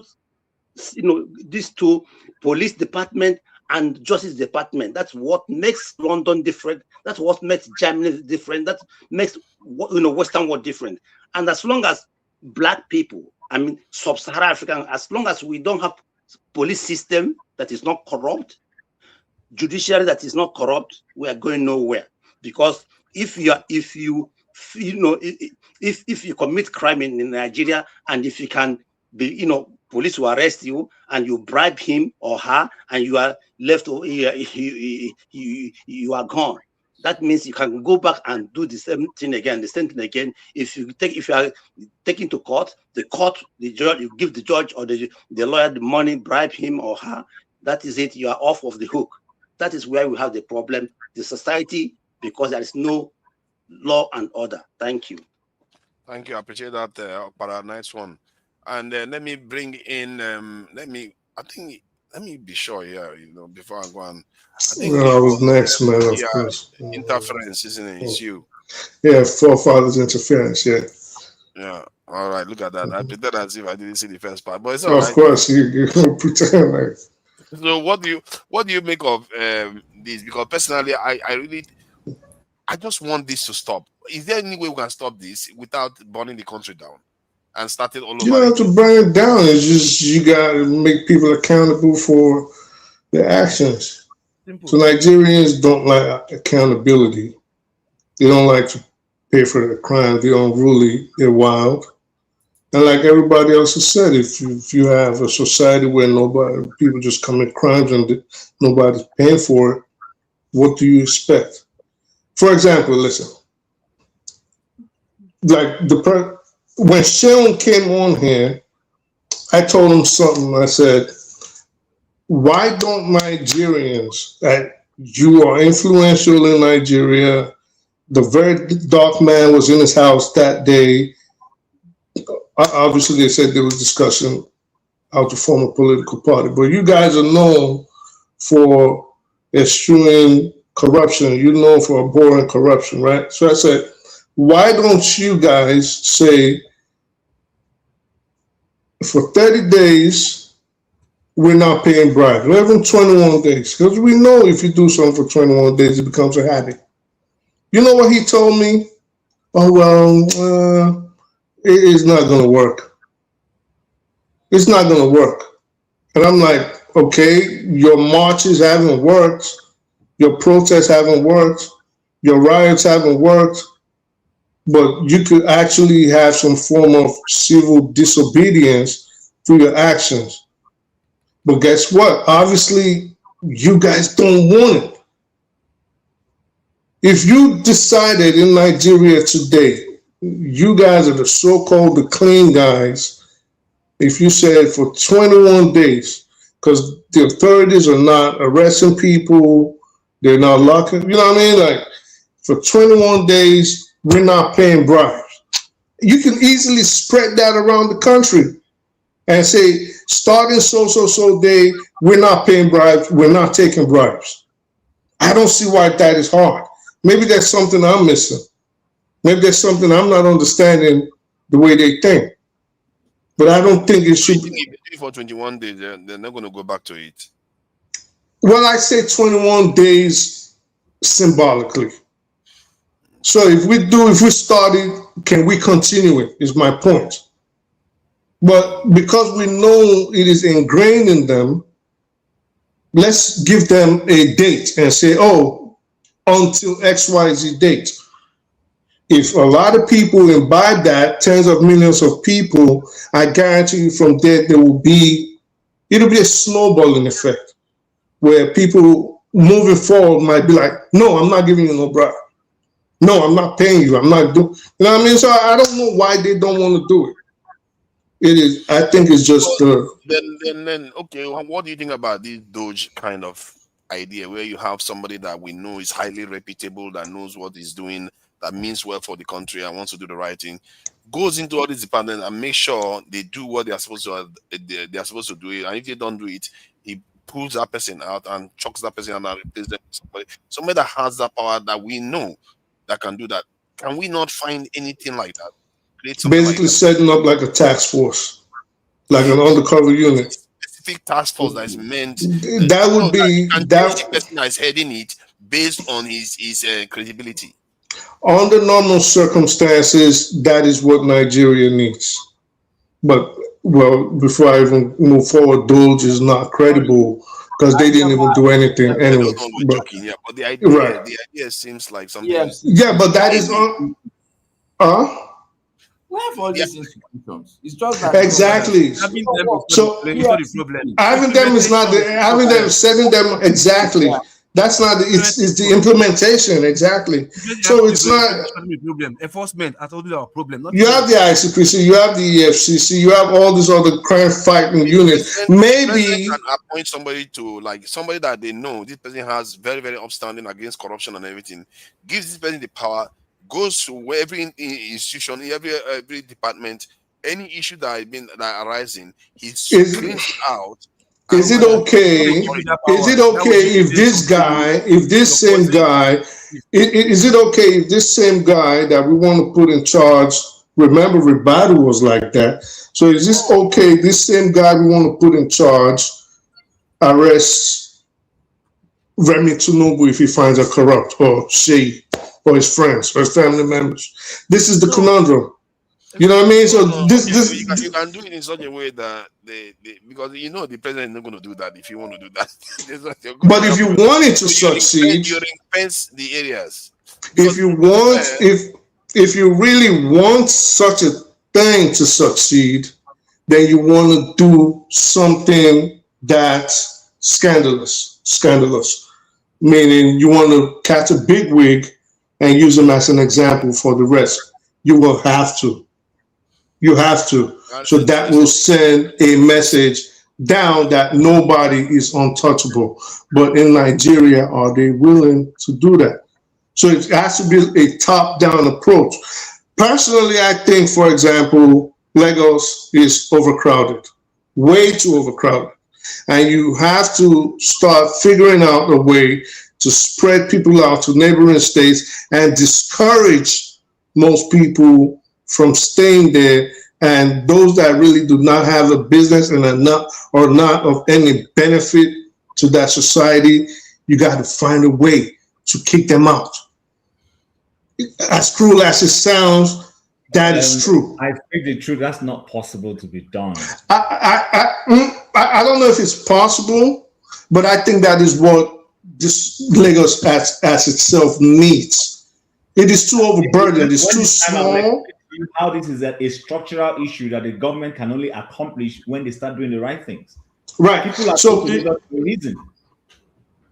Right, because I mean, we will agree on that because of, for example, the infrastructure, employment opportunities. We know these things, but at the same time, law enforcement, especially with an expanding population, is very much needed. It is, and it is sorely lacking in Lagos. You know, Lagos was actually built for 5 million people. If the statistics are correct, there's over 30 million people there in a society that it's not up to I think at most 18 million at most, right? Well, we don't know. You saying 18, I heard up to 30. So 18 or 30 million for a place that was built for 5 million. That's a strain, number one, on the infrastructure. That's a strain on social services in a place where employment is lacking. Everything is lacking. So people have to move out. They should gentrify Lagos. Gentrify, not gentrify it. You have to obviously kick out the useless elements, because I think a lot of people are not supposed to be there. Then that's gentrification. I don't see anything wrong with that, because if it's going to enable it to function, then they should live on the outskirts or outside Lagos and come back in the neighboring states and things like that. But do that in the UK here too. But in any event, New York, for example, New York used to face the same problems, corruption. You know, until people like Fiorello, LaGuardia came in. You know, in Chicago, same thing. Elliot Ness came in. Sorry, forefathers. Actually, Lagos is not overcrowded, because if you know Lagos very well, the place that is overcrowded is that, you know, what they call the Motion, all those places. If you know hinterland in Lagos, they're empty. Lagos as which hinterland? Where is hinterland that is empty? Lagos is overcrowded. What are you talking about? It's not. Excuse me. Do you know Ikorodu? Do you know Ikorodu? Ikorodu is just empty. From Ikorodu to Imota, I know these places. The master plan. I know these places. They're empty land. Let's pass the mic to Oga Ike. Lagos that is it's not Lagos is too. Go to Imota. Go to Ikorodu. It's way crowded. No, listen. We're not saying there's no expense of land. Okay, can I speak? Hold on. Lack of planning. Oh, we hear you. We're not saying there's no expanse of land. We're not saying there's no land that could be potentially developed into cities, towns, and municipals where people can live. But the master plan for Lagos, as it is right now, for what it was supposed to satisfy, if you go look back to when like Jack Conde was there, it is way overcrowded. Way overcrowded. All the trains they were supposed to have back in the 90s, and they're just starting to have them. And right now they only have 2 lines. So it is the population is growing, but the city is not expanding as needed. Infrastructures are not being built. We're saying the same thing. There's land, but they can't. They don't want to expand it. So that means it is overcrowded. You are talking in terms of land? Develop it, you can develop it. I'm talking about land. There are land now. There's land anywhere on the earth. That's what I'm saying. Lack of planning. No. There's land, yeah. Everybody's not going to speak if we keep talking like this. Let me go to I'm not necessary for residential. Please let me go to Ike. Then after Ike, I think it is Tony, then Eccentricals, then they support the diaspora voting. Then I'll open it up, because it looks like this is going to take the remaining time reading this subject. Okay, Ike, let me just show you this, because it looks like we as Nigerians, we don't even do our homework. Like, I was quite. Let me just. I'm tired. Interviewer in Africa. This is how it actually went. Is I don't know the most popular lifestyle interviewer in Africa. So how do you feel? 50 million. Yeah. Not 50,000. Okay, 50 million. Really? Yeah. You work so really? Happy birthday. How old are you today? 21. Jesus Christ. Jesus Christ. Idiot. Oh, Sorry, when did you start this? When did you start? What? When did you start this? When did you start?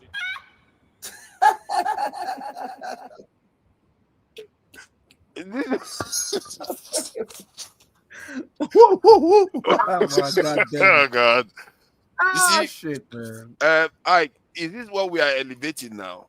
We elevate useless people that talk nonsense, that don't know what they're talking about. It's Lagos, so is this Mumu Lagos? That is what we are dealing with. That is the best interviewer in Mumu Nigeria. Lagos. He didn't even know the age of the person he was interviewing. He Jesus didn't Christ. have a. Okay, please go ahead. I don't know what you make of it, because this is really embarrassing. I don't know whether you even checked ISO speed up. I have never felt so embarrassed by Nigeria. This is bad. And you're muted. All the while I was listening, I was hearing gun. Everything is about gun. Now we jump to begging. Which one are we, is it begging we are talking about right now, or we are talking about gun? Because it was all about argument of gun, But I think the issue of, let me talk about the issue of begging. I don't know any other thing you guys are talking about. I think that we used to say that charity begins at home. If you have to be honest with you here, most of us here don't give our brothers or sisters money to do anything for us in Nigeria. And all of us know the reason why we don't do that. You just have to be honest with yourself. Because even your brother or your sister you think that is going to do the thing for you, they are the people who are going to make you dry. Because everything they have to do for you, they will add 1,000% to it. You see, people, sometimes you are from Imo State, but somebody from Anambra State, your friend, is doing something for you in your village. If you have to be honest with you, that's what is happening in Nigeria. So it's a moral decay that we have in Nigeria, that nobody want to do anything free, not only doing something with, with joy and happiness. You feel fulfilled that you were able to do something for forefather who is not available, and stop thinking about the reward you're going to get later. Right? So it is something that has been imbibed in Nigeria. Are you going to blame the people that are begging? Your so-called leaders, they put them in a situation where they have to see that begging is normal, because they are stealing the common way that belongs to everybody. Right? So when you see a situation like that, the person that is begging you, is there anywhere in Nigeria, if you are honest with you, Maska is in Nigeria, is there any office in Nigeria today that you are going to enter and you are going to get the paper that you need free, even stamp? Is there anywhere that it happens in Nigeria? It does not happen. And they will tell you, if you don't pay money for that stamp, you are not getting anything. And that's the point. That's the story. Have you ever have a document where you live and you ask somebody to go and, okay, example, foreign ministry, maybe you don't have anybody in Abuja and you want to go to Lagos where they have the liaison office. The same charge they will charge you in Abuja is that what they will charge you in Lagos. They tell you, if you don't want to go to Abuja, so we're in a situation whereby that nothing is working. It's the same thing. In Nigeria, we have, politicians has made Nigerians, a lot of us have no conscience anymore, as long as it has to do with money. Because you that live in abroad, they think that there is a way you planted dollar in your backyard. So every 6 months, you go and pluck your dollar. And everybody want to take advantage of that. So the idea you have a mind to bless somebody has already gone out of Nigeria. And even when you decide to bless somebody in Nigeria, he or she will think that it is his entitlement that you have to do it. There is no more appreciation of trying to bless somebody out of your own heart. Because it's normal. I'm a Christian. The Bible says giving is more profitable for me to receive. And now, if you give now, they think that it is your right that you have to give, right? So it is from your home. Because what we are discussing about what is happening in Lagos, what is happening in your home, your backyard, in your own family also. I just give you an example. Somebody passed away. that my family, everybody has to go. My senior brother, who was supposed to go, was not feeling good. He sent money for transportation, for food, for drink, for everything. He chartered the bus that is going to take the whole people to the place. And I sent money, and I said, this is the way the money will be given. But I said on one condition, because what I'm trying to tell you is the way I do. After bringing all those things, they told my uncle's son that before they will go to that burial, that we have to pay. If we have to give them money before they can go with the bus. That my senior brother have to pay them money for them to go. If not, they are not going to go. And when my senior brother told me, I told the guy, listen, those money that I wrote names for the people that are going to, the elderly one that are supposed to get that money after the burial, keep the money. If it is only you that is going to go to that burial, go to burial with everything that we have been bought to go to the burial. And he ended up, most of the people that were supposed to go did not go because they didn't give them money. And when he came back, I told him, take those money to certain people, certain women in the villages that I know that, you know, I said, go and bless so people in the village. So this is what I'm telling you. A lot of us who are living outside Nigeria here, we you know, our families sometimes turn us into a money-making machine because everything you have to do, they have to charge you what they're going to do, even though that they are going to be the people that are going to benefit from everything you're doing. But no, because they believe that it is an entitlement that you have to give them money. They forget that every celebration, every Christmas, every New Year, every Easter, every whatever celebration that is being made, you try to bless as much as you can. It doesn't matter to them anything. So it is something that we all should understand, that all of us are victim of that.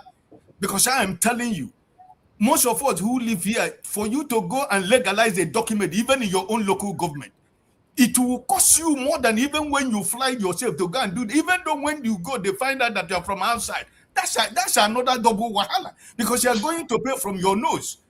Because everybody wants to take advantage. After all, this is my chance. At the end of the day, they don't pay me salary. I've been working in the local government for almost 6 months and I have not received my salary. So they see forefathers that somebody go and whisper in the ear somebody of the chairman or secretary or whoever in the local. That guy came from London. Okay. You want to get this paper? They will tell you, they will read so many things for you in order to make sure that they're not thinking about you coming tomorrow to do for another day. That time you came, they want to take everything at once. So it's not a matter of Nigeria is begging. Some of this begging is based on is a kind of people think as if it is a culture something. But when you're talking about the issue of Lagos, right?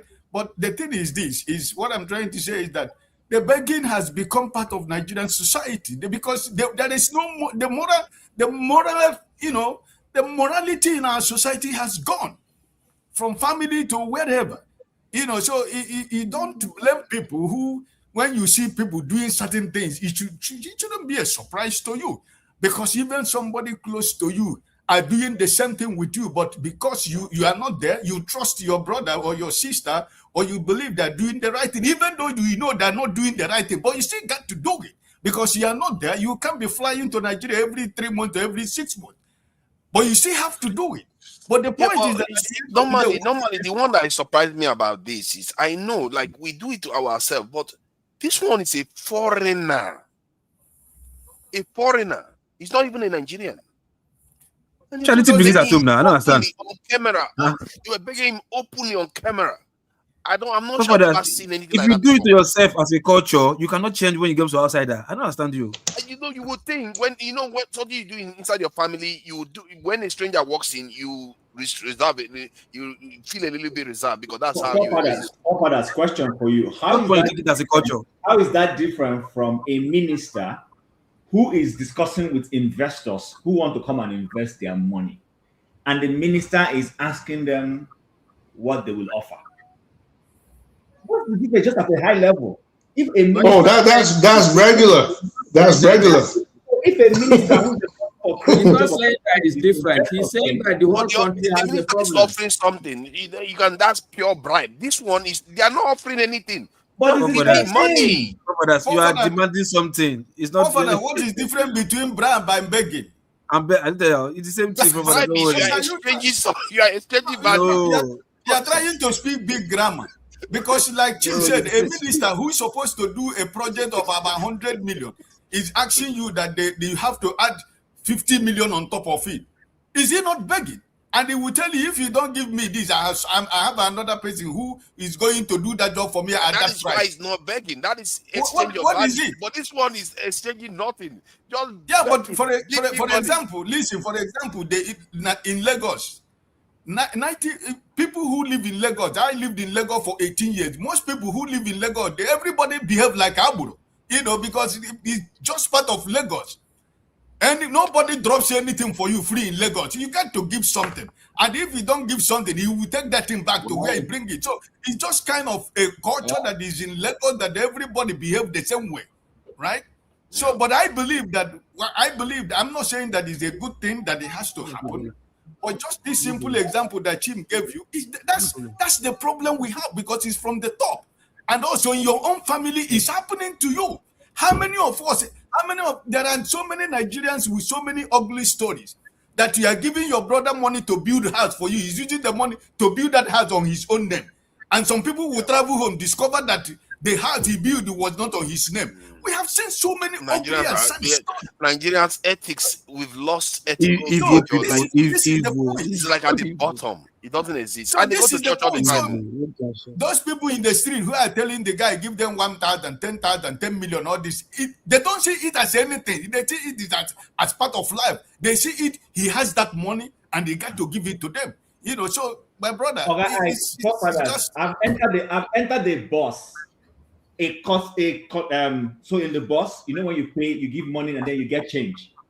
And the passenger was expecting change.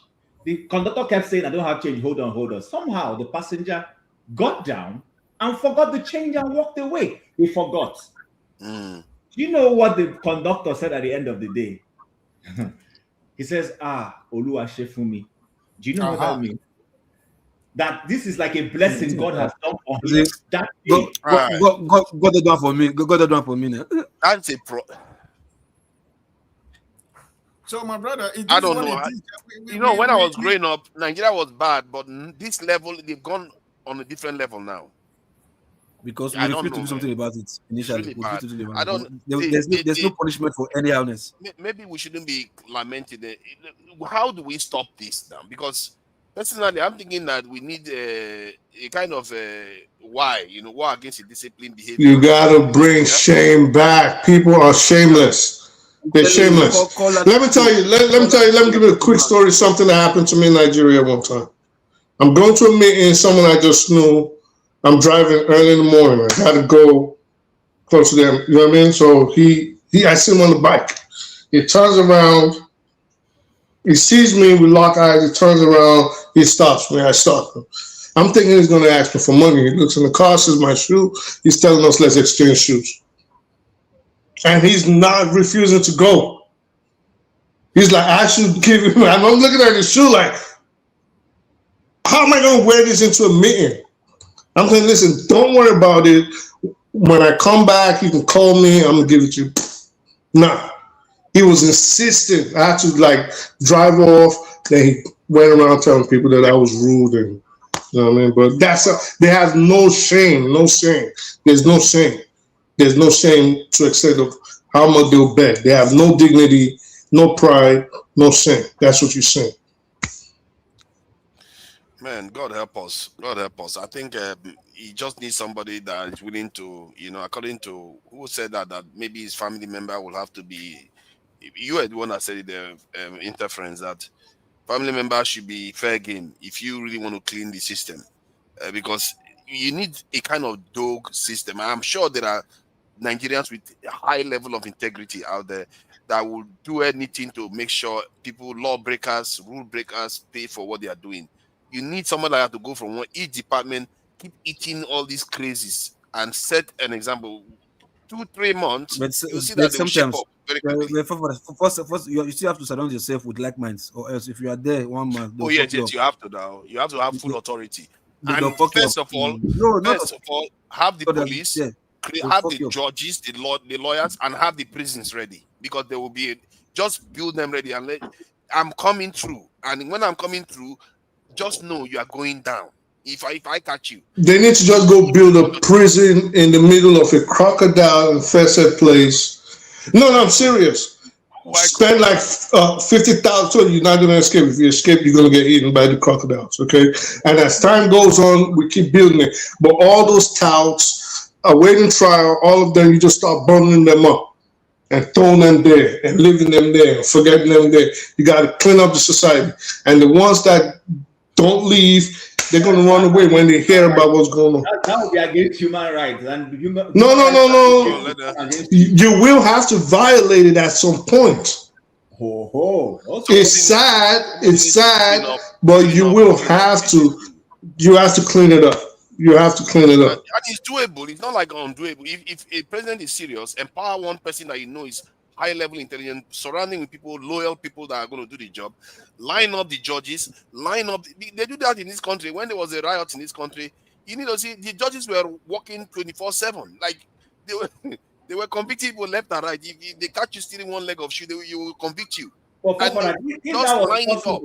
if that was possible, then Yaya Bello would be in prison under this. Exactly. That's what I mean. Now, if you mean business, you send this person in, and the moment they go, Yaya Bello is previous one. We're talking about people still defecate in the streets.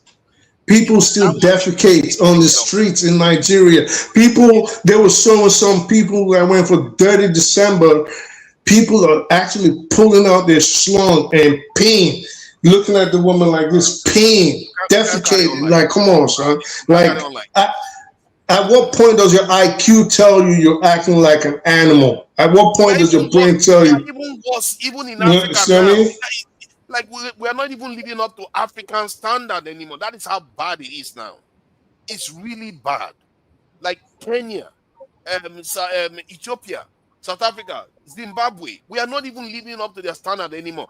It's getting out of control. Something needs to be done. I don't know whether this president is interested in it, but any president that is interested in it, she just appoint somebody with high integrity, go from one ministry to another, and keep circling, and have because one of the problems in Nigeria is that the legal system, judiciary is a paralytic system whereby they keep adjourning and adjourning. No. That should stop. They should make sure they try the case, find somebody guilty, send them to prison, and have the prisons ready, build the prisons, and let people know this is what is going to happen, because we have to sooner or later have our societies get organized. I don't know. This is really it's getting out of control, and it's becoming really embarrassing. We are going to lose tourism.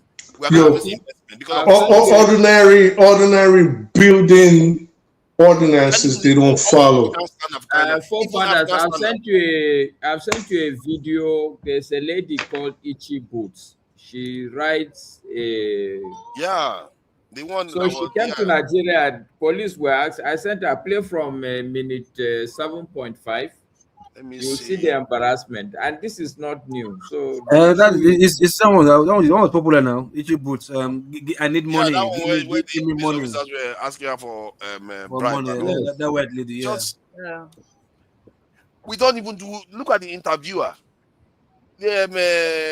Pella is trying to clout. This thing they call clout, catching crews. It's the culture, the young people. I feel sorry for them, but the only hope they have is that they can change.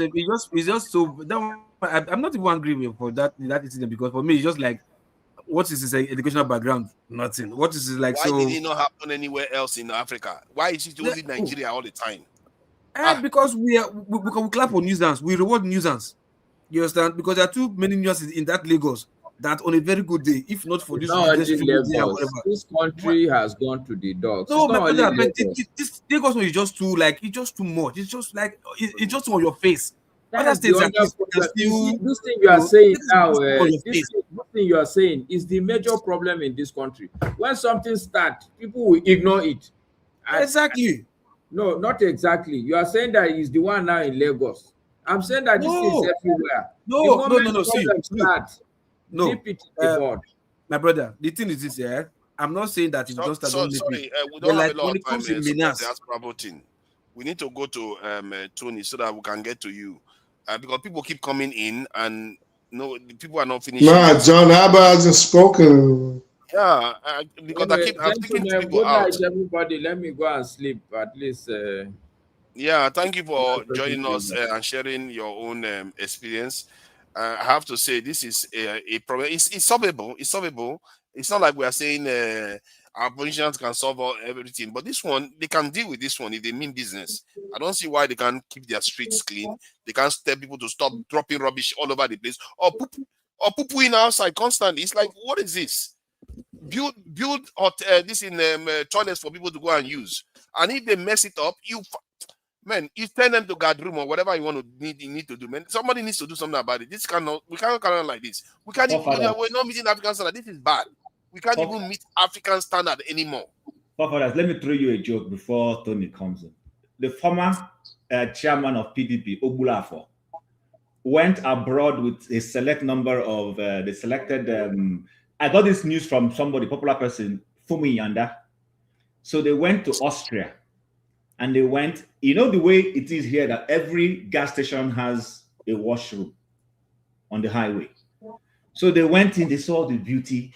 He was a PDP chairman then. You know what he came out and said? He said, what is wrong with us in Nigeria? You guys find the joke in that. This is somebody who was close to government. He didn't know why people started laughing. Then he caught himself in the joke and said, he realized what he said. He said, what is wrong with us? The point I'm making is we have people who travel abroad. We have people who travel abroad in high level, come back and can't implement the basics of the things they see in the nations they go on holiday for. Scary. It's scary. I find that mysterious. Even in the Nigerian embassy, they will tell you to go and in the UK, they will tell you to go and get postal order. It's like, who uses postal order? We in 1975. But they will make you go and do it. And those same people that ambassador there, well, you once lived in the West, he knows how the system works, and he will still subject his people to that low-level existence. Man, our people, I don't know what is wrong with us. It's really weird. Like what you just said just now, somebody in government is complaining about the same people in Nigeria. Forget that he actually has power to do something about it. So, Tony, I don't know what to make of this, because I think there are times when you hear about your country is underdeveloped, you feel embarrassed. 419, you feel embarrassed. Your leader is sleeping and all kinds of rubbish. But this one, what makes it pain more is that the next generation have now taken this on. Not just the honorary next generation, the diaspora next generation. We're talking about Black Americans, Caribbean, Brazilians, not to mention all the other people watching. Young people have seen Nigeria and said, you know what, maybe I should speed left Nigeria not to embarrass Nigeria even more. Like before it gets out of control. Because the damage will be repairable. Imagine if he stays 2 days and something else happens. So how do we truly remedy this? Try to be as practical as possible, because I think you know Nigeria to an extent. How do we remedy this situation we are in? Have our streets be clean? Have our people not just go and start begging unknown human beings, strangers' money? How do we remedy this? It has to stop. Thank you, Fafadas. Greetings, everybody. This is a very, very important discussion, and I think it's very, very instructive what we're talking about here and relevant.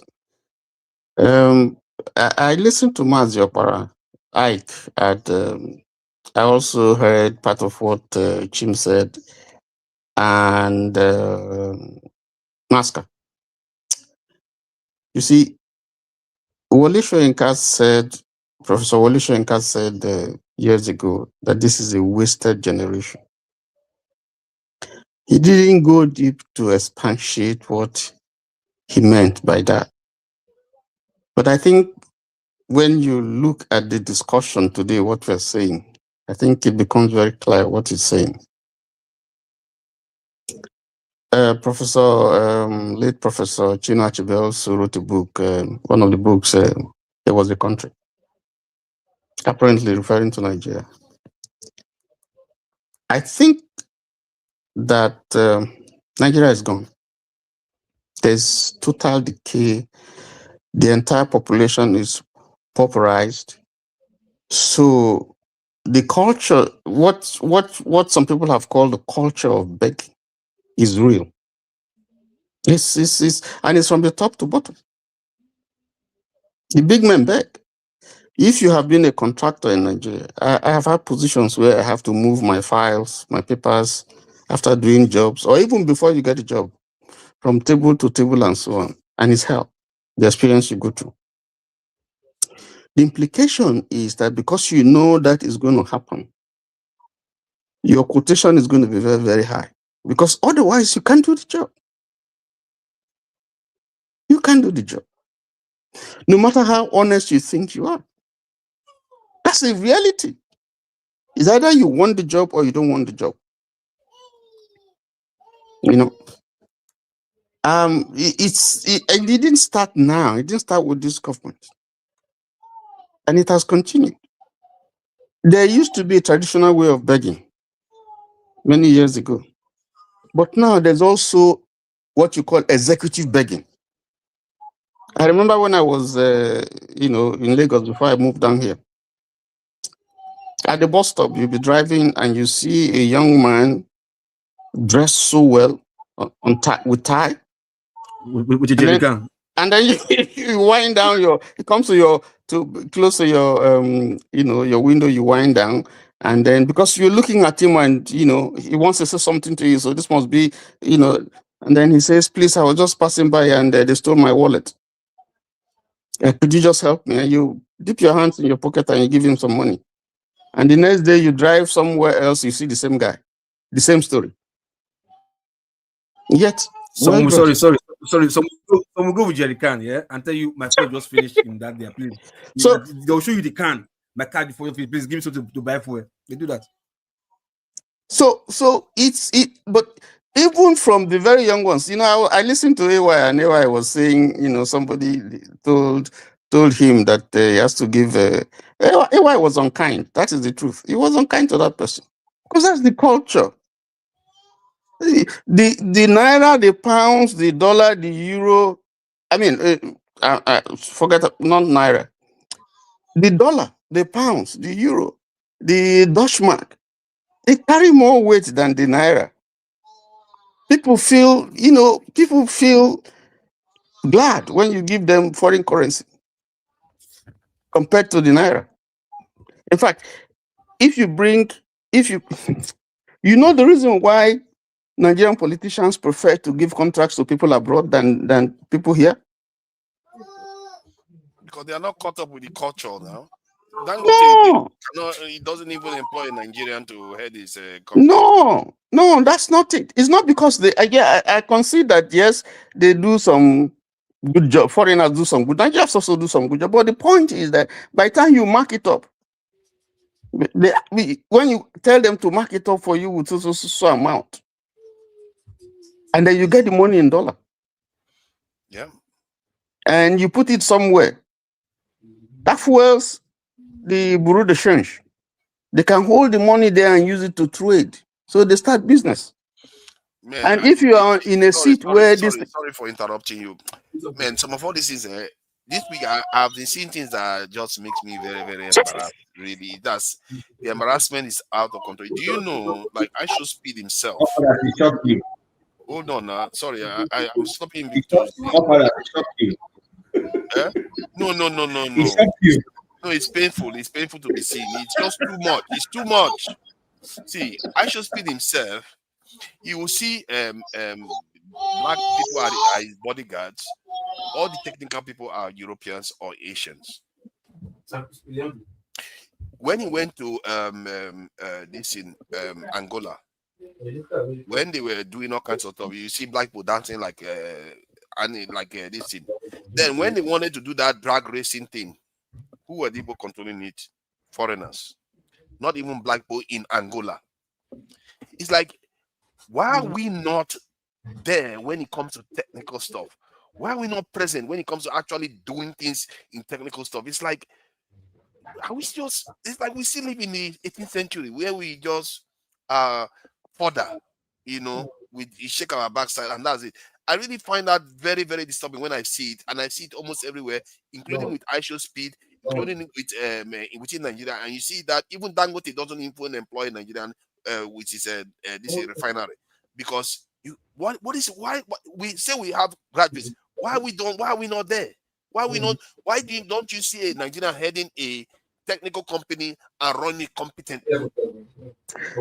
Well, Tony, let me share your time with you. I don't think I have time to have my own section. I'm like feeling a little sleepy here, and the thing that he said is actually part of what I wanted to talk about. Right? I want you guys to look up PISA ranking by OECD. Right? And that's why anytime I come here, I always talk about education, the importance of science education. Right? If you look at a pizza ranking, Nigeria, it's like not even there. They're not there in any ranking. And pizza ranking leads to economic countries with low ranking, right? Have like increased poverty and they have economic stagnation, right? This has to do with the expenditure in education and the salaries of teachers, right? And of course, the living quality of living, right? The living condition. Here it says the high rankings suggest that the education system is producing graduates who are well prepared to meet the demands of the economy. Also, which can lead to higher productivity and innovation, right? So, you know, that's the problem here. If you don't invest in education, you're not going to meet in the 21st century. You're not going to meet the economic demand of today. You know what I'm saying? That's where our focus needs to be on, not on locking people up. You know, like people suggesting here, building more prisons. There has to be focus on education, on investment on education. That's what we need to do. That's what we need to champion, right? That's the solution. It's right here. Go look up PISA ranking ranking by OECD. You know, Asia. I agree with you on that. Asia. Some of them are not educational. Asian countries like Malaysia. Driving that car. It's just skill that he gained. I don't think he was even educated in terms of that. No, I'm not talking about the drag car. I'm using your point to kind of make a general point. I agree with you on that. Countries like Malaysia, you know, Asian countries they rank higher in PISA ranking. They are going to be global leaders in the future. Africans is not there. We're not there. So this is something that we need to do something about. We need to do something about this, right? If you look at a ranking for Nigerian universities, right? You know, you have a University of Benin, I think, and it's a University of Ibadan or University of Benin and University of Lagos. They rank pretty high, right?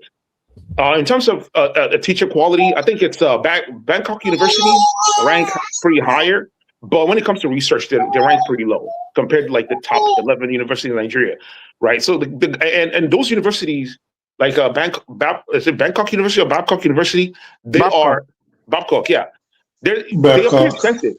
They're pretty expensive. I have a friend in Nigeria, right? She's budgeting almost 12 million naira to put her kid in the school. That's like the first term payment, like paying for admission and everything.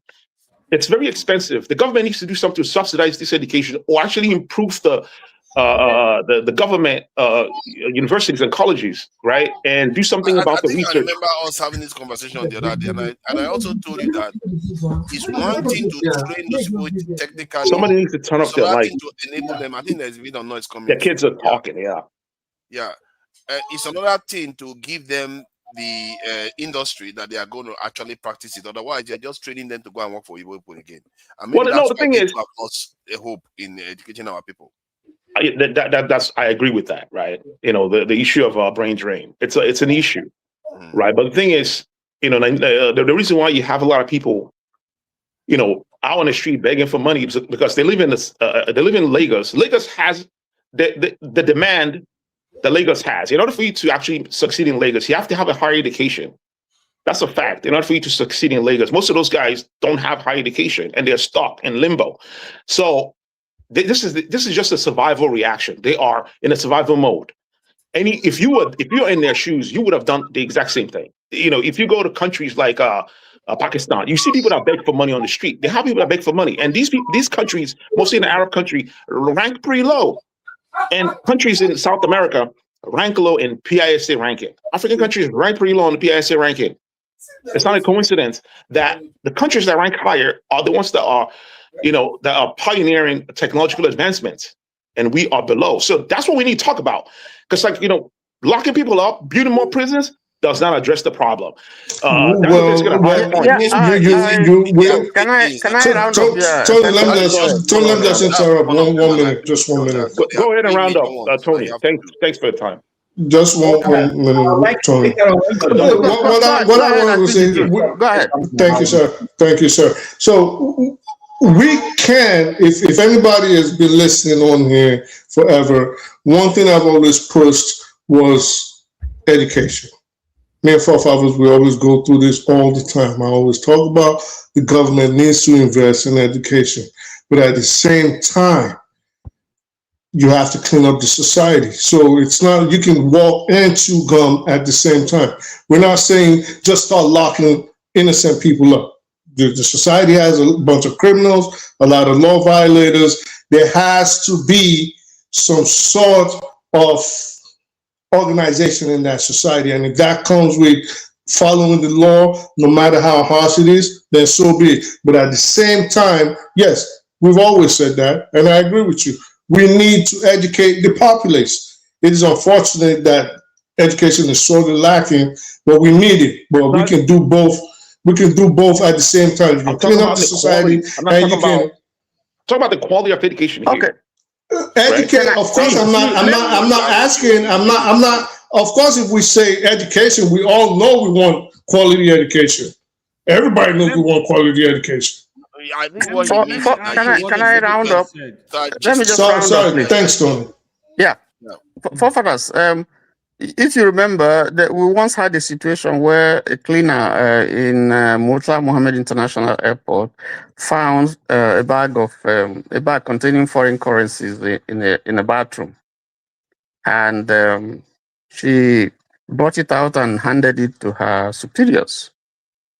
And if you read some of the things that were written in social media, insulting and abusing her, that God had given her opportunity to make money, and then she just went and frittered it away.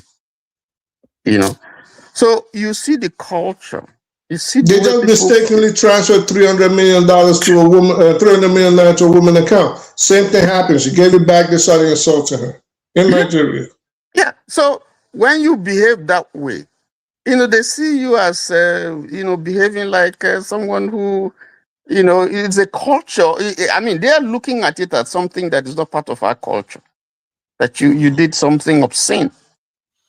Which is crazy because which is unfortunate. So what are the solutions? For me, yes, education is important. But they don't understand. I don't think national orientation is important here, because what are you orientating? People know what is right. They know what is wrong. I think what is most critical is leadership.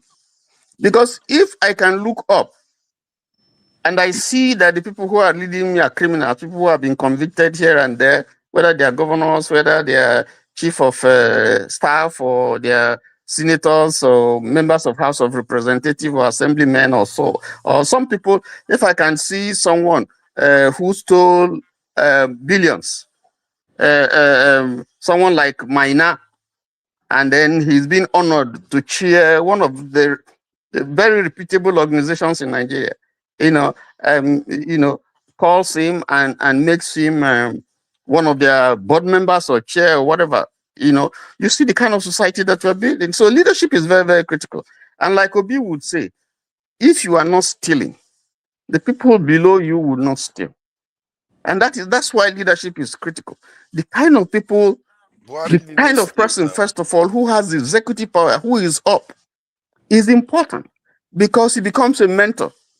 But if you are compromised somehow, how can you say to someone who is behind you or below you not to chop when you are chopping? It is not possible. That message will not sink. So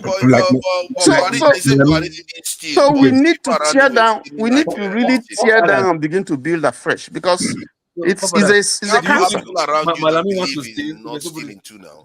I'm done.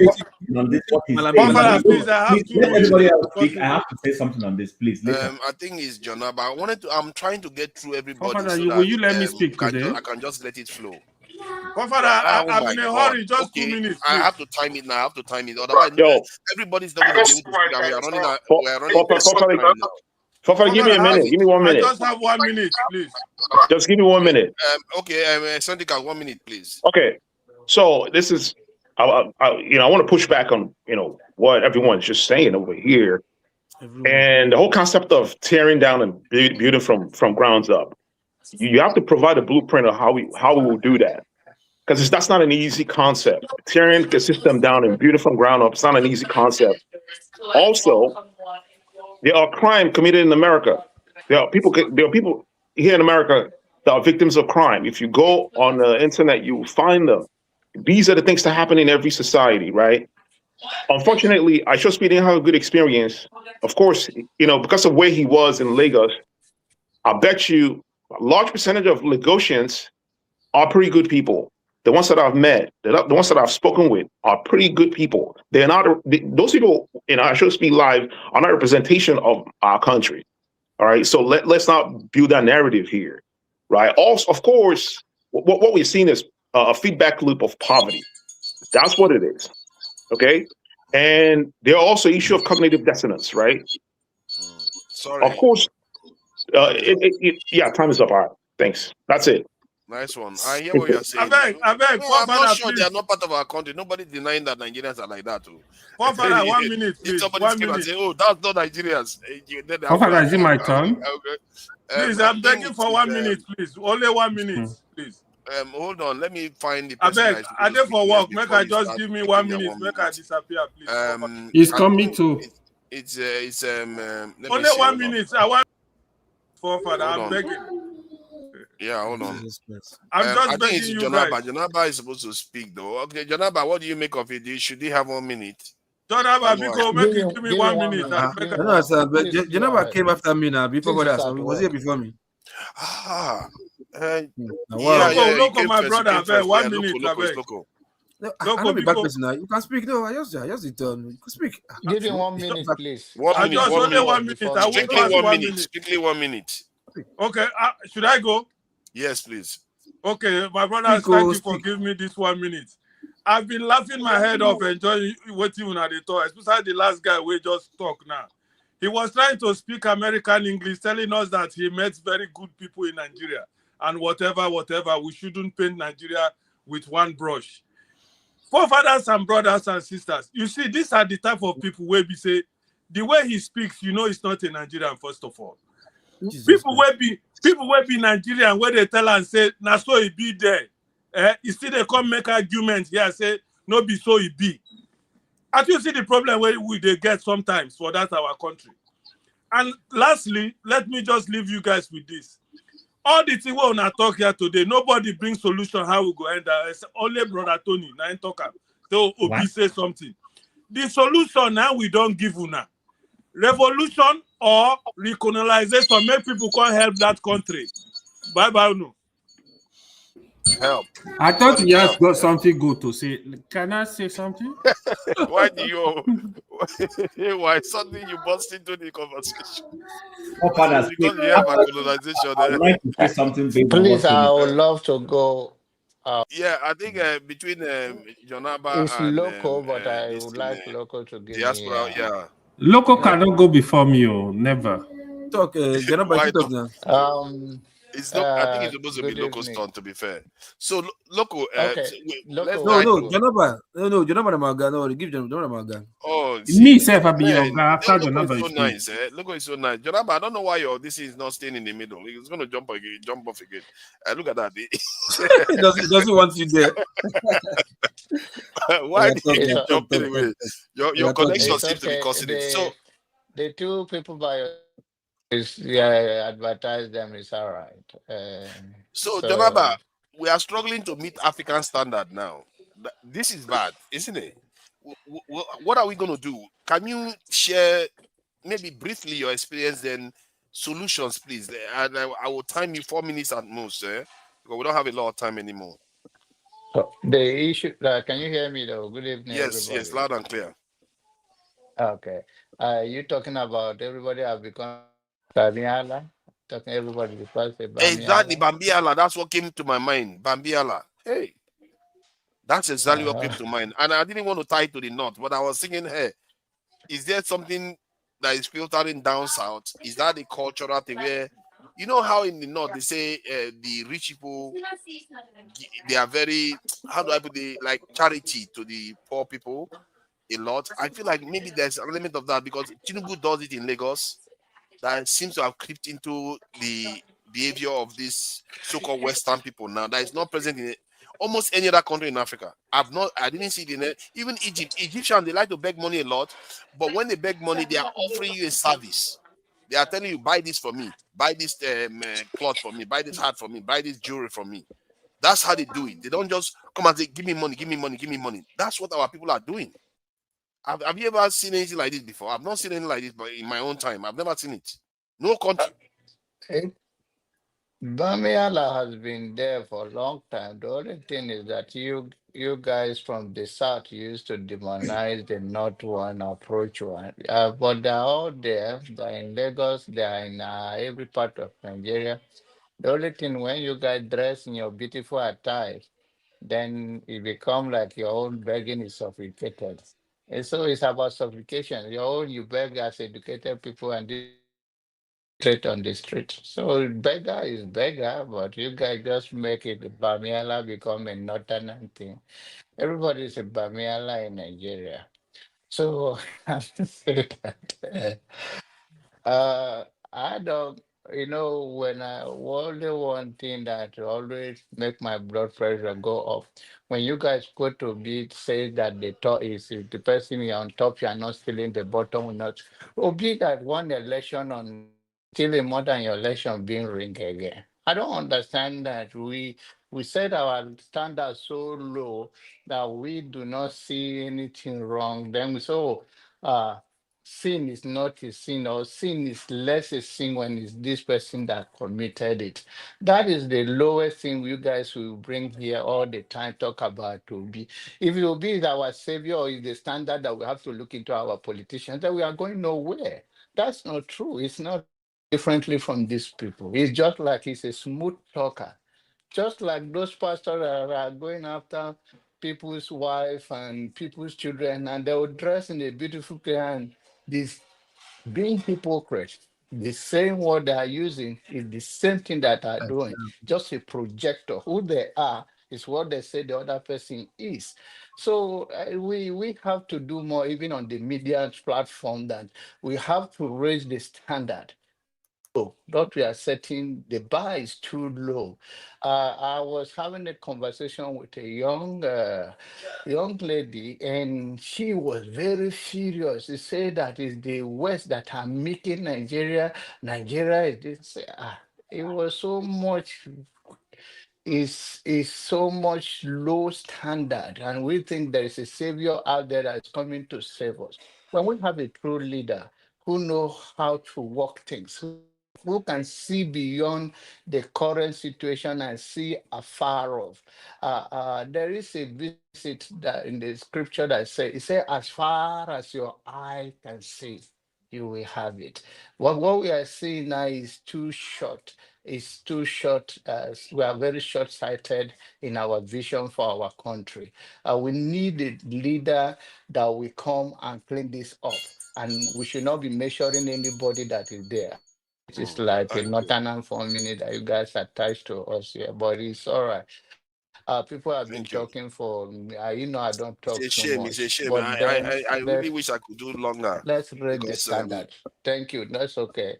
Thank you. yeah. Anyway, Thank you for let's that. raise our That standard. Bambiala Thank thing you. that you thought about, that's what I thought about. I think somebody on the chat is saying that they were begging him in other countries. Yes, people beg like people that are poor like Bambiala, poor people. The people that are begging are not Bambiala. This one they are saying bless me. Like these were already are okay. They were wearing clothes, normal people, jogging, strong men. Give me money. There's a difference there. I've never seen anything like that. They are not offering any value. They are not saying, come and buy this. Let me clean your windshield. Nothing. Just give me money. I've never seen that before. In Egypt, they do the same thing, but they are trying to sell you a service. They are not just saying, give me money.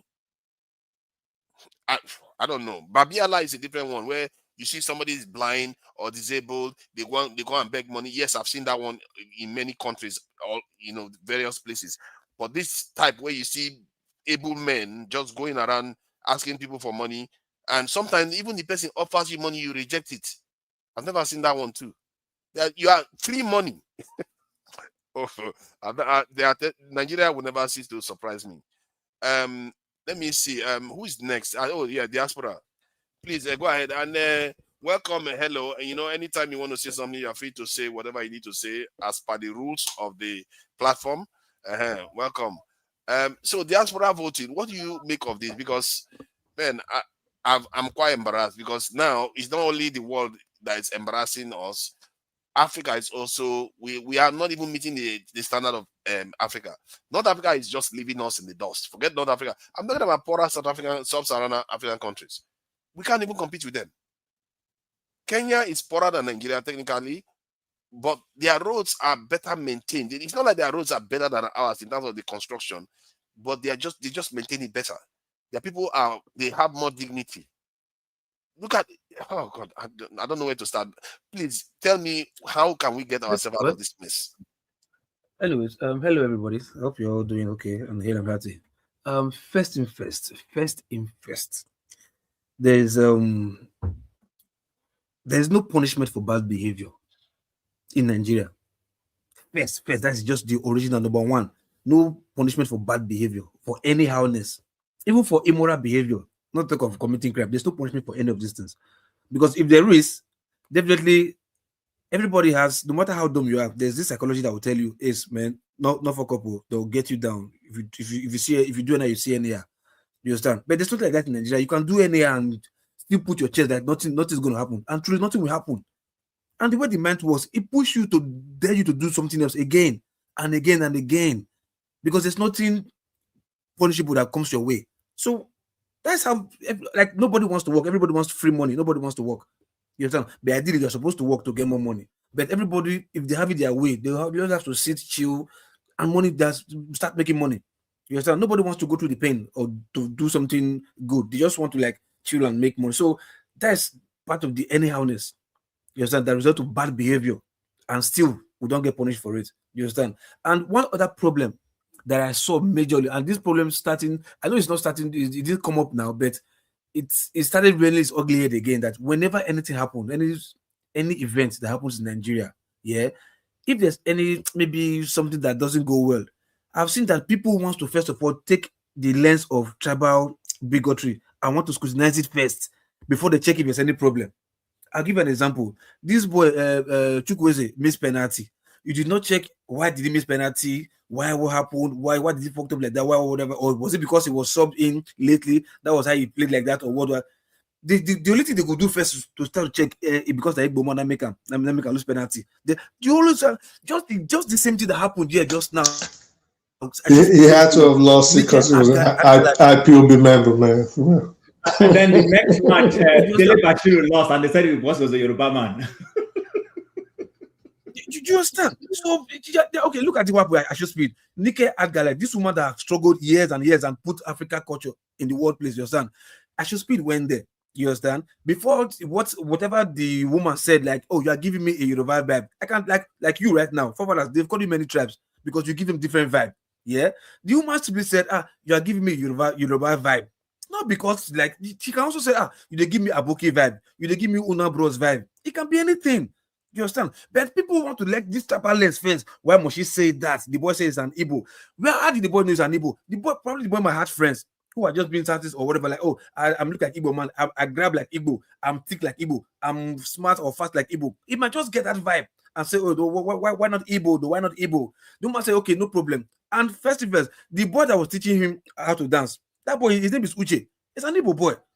So why first you want to put that tribal lens to like, they're trying to force me to be, like, why? And that's another problem that's still causing issue in Nigeria. You understand? So if in as much as you want to say anyhowness, this is also part of anyhowness. Anything that happens in Nigeria, you want to put in tribal lens first to check. Meanwhile, the problem is there facing you. Tackle the problem. No, you want to check which tribe came from first, so I will know how to tackle the problem. It is a problem in Nigeria too. And that needs to stop. It needs to stop. For these other people begging, it's still any others. Will you blame them? Carry your phone right now. Type celebrity beggar in Lagos. The boy is a known beggar. He lives in Via or Lekki. He's well to do, but he doesn't have a job. What he does is begging. Celebrity beggar. What he does, he goes to where the celebrity are. He begs them money, especially the video. The video can give him 2 million. The video, this one can give him 1 million. This one Wow. Yes. You see, now we are beginning to get to the crux of this. This is something that I've never heard of this before. Celebrity beggar. He lives comfortably in Lagos. He drives good cars. Even when Ashospi came, he was there. He came. His face was still there too. Can somebody tell me whether they've ever seen this in any other country? That somebody no, check. Just The boy lives comfortably. He lives in Lekki or Via. Comfortably. Celebrity beggar. It's his name. He has mass following. You understand? He doesn't hide it. He tell me, okay, give him 2 million. Meet another celebrity. That will tell you, okay, I give him 1 million. That's what he does. It's nothing like it's not shame about it. You understand? So my question is like this. Sorry? Which kind of juju they use? Just like that. You beg me and I give you 1 million. He's not promoting them. Who promoting who? The celebrities. He may be promoting. Look, like you know Nigeria. We have this stupid culture. Like if now you give pass, or if you're encouraging nonsense behavior with money, you think you want to behave like I'm a big boy. I don't give 50,000. I give 1 million. To help people or people who beg. That makes me a bigger boy. So this you also go back to this. I better pass my neighbor. You want to show off that I'm doing more than every other person, so I'm the best. Always want to better pass my neighbor. Hence we have this comparison. This one fan versus this one fan, who is better? Like the same thing with Fela and Wizkid. Like trying to compare just because I better pass. What is our problem? What is our problem? This Fela and Wizkid now, it's just because both of them are from the same region. Trust me, they would have put travel lens to check. Because it's Yoruba boy. They would have done it. I know my people. Stupid anyhowness. And they get rewarded for it. And nobody calls them out because it happens in Lagos. Because that's why I said this Lagos, because they get maybe and this internet of thing, like mass following and they make money. Everybody wants to become social media content creator because they think there's money there. And you do nonsense, you have mass following, and nobody calls you out. Thank you. Has to stop. It's a culture that if we are not careful, it will even be worse than what we see in Asho Speed. You understand? Imagine somebody, that one that is saying, how do you do? Woo, woo, woo. So you don't know the meaning of back in your language. How do you do? Woo, woo, woo. And you just people and go as again. He has mass following. What is that non-entity? What is it known for?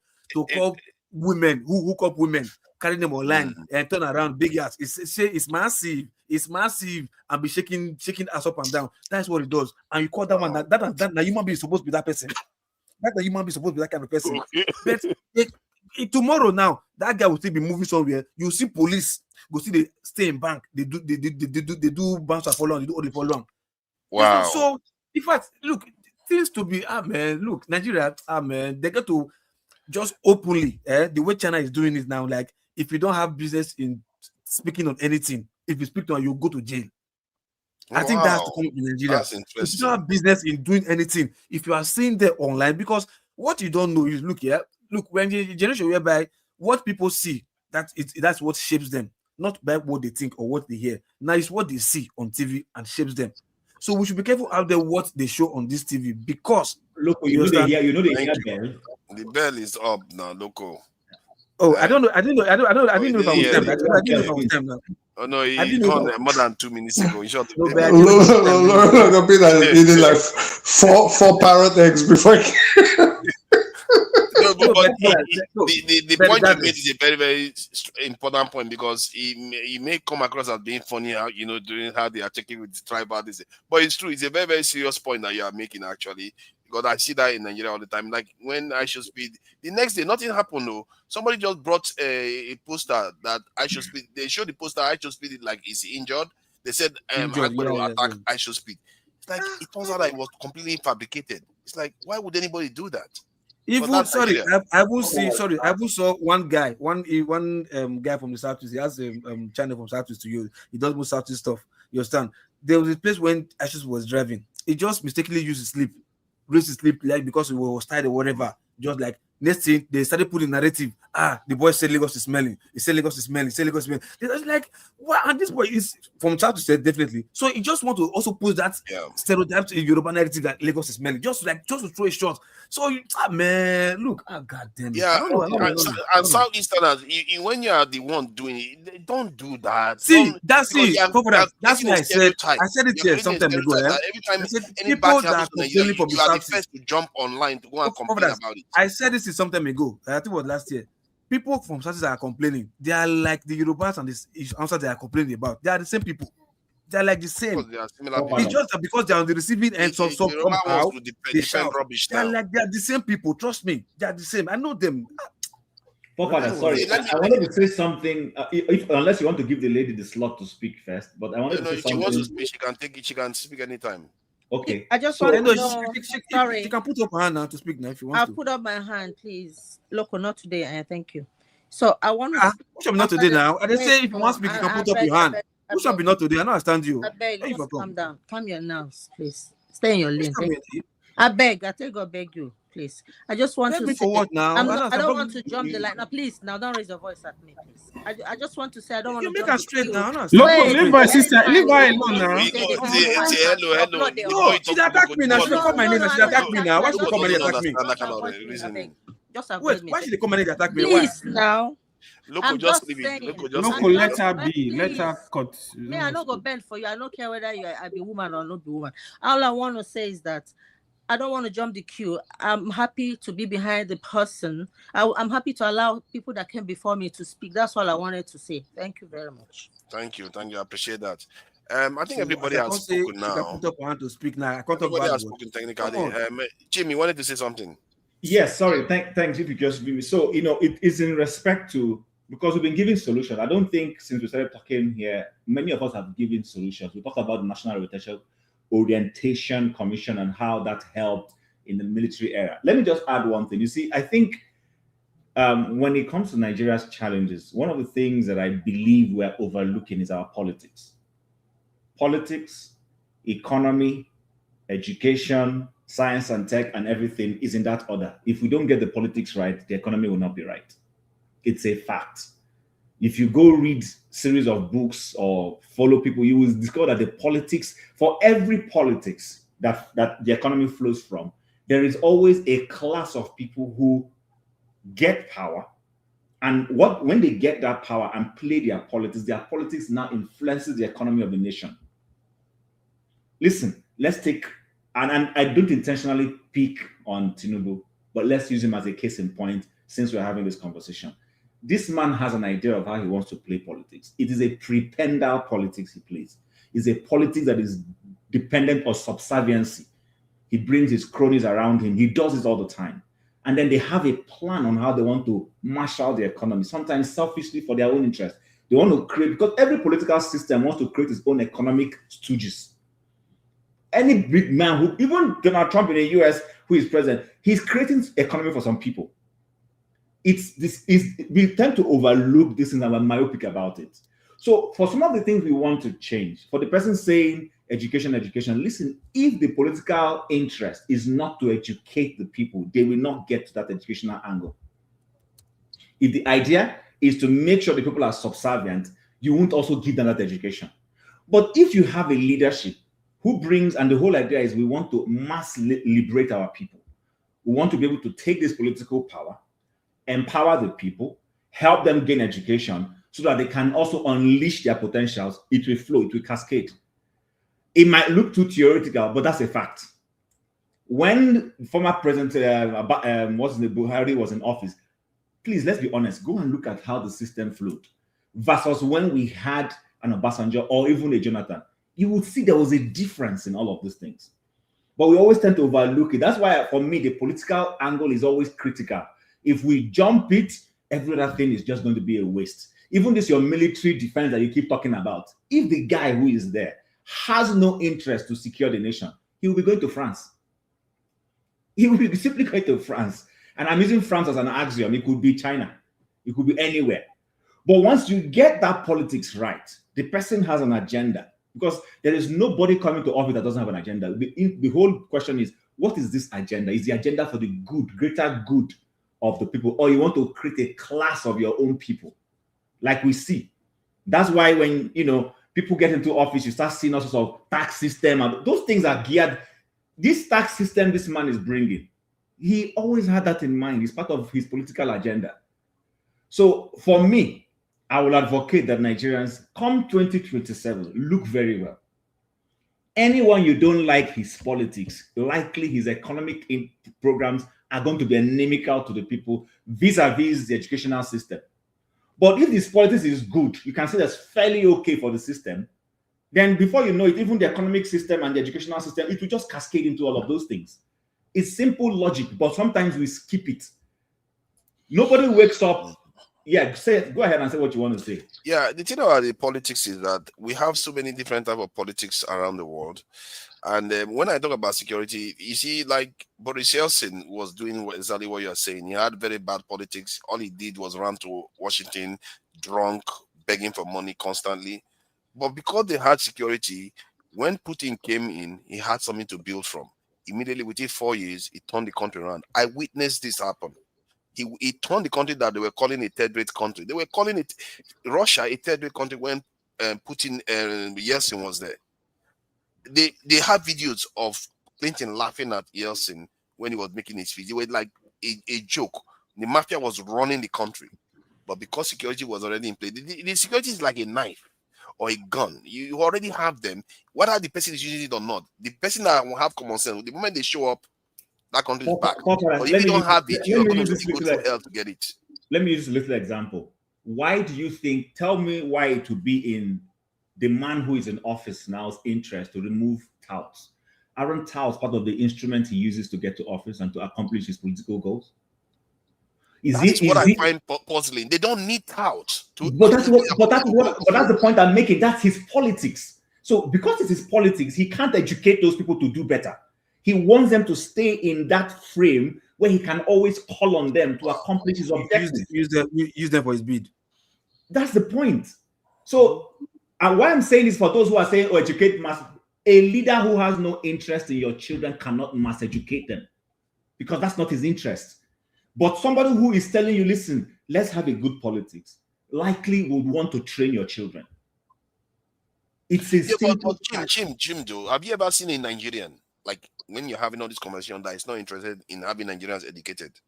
A lot of them now. Many of them. No. You mean no? Hold on. Let me take the one. Nigerians, like on this panel. If you ask everybody on this panel, they want Nigerians to be educated. That's what we're saying. Until we get to the office and we see it. Exactly. That's the thing. Why did they transform to something else? Okay, good. So listen, I'm going to take the man Awolowo because at least we can relate with that.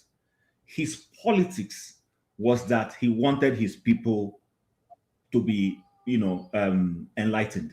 And you could see that even as premier in that little place where he was as premier, free education, infrastructure, he was doing a lot of things. Listen, we might have other things to say about him, especially when it comes to ethnicity and code, those who want to go that line.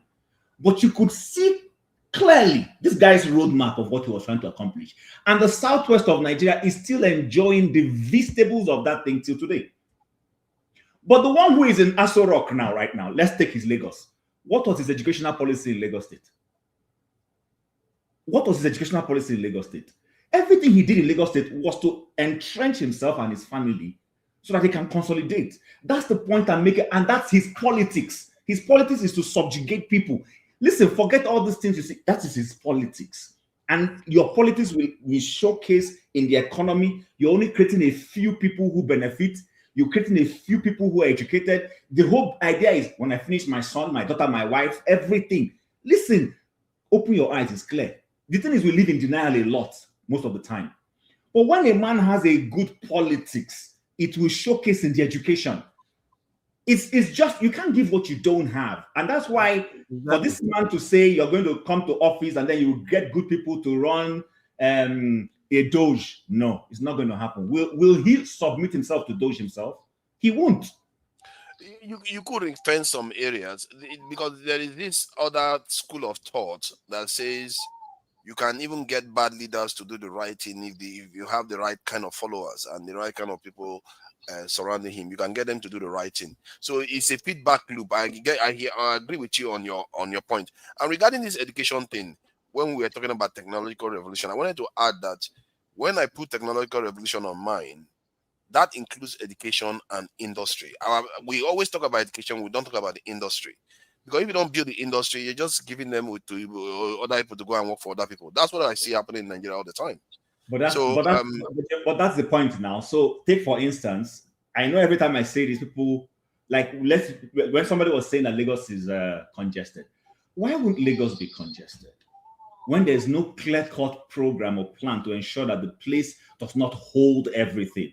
I'm not against Lagos State, but I'm simply saying there's some basic things government would have done to ensure that this one place is not saturated with everything. With almost everything. Yeah. Everything is there. Listen, brotherly, seaport is a national asset that includes national security. Seaport. So why don't you, Port Harcourt is only allowed for oil and gas. Oil and gas. Put these things very well. Let there be a competition, and then you will see how the whole place will bloom.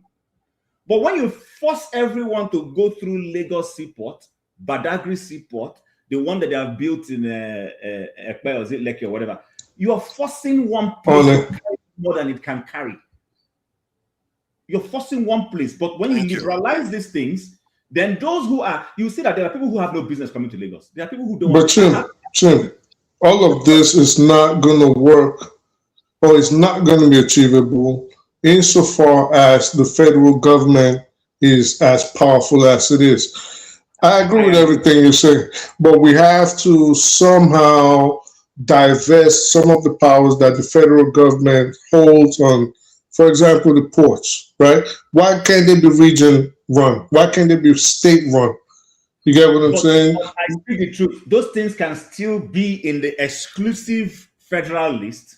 And we have somebody to say, even though it's on the exclusive federal list, the seaport in Port Harcourt still belongs to the federal government. Liberalize it, let it work.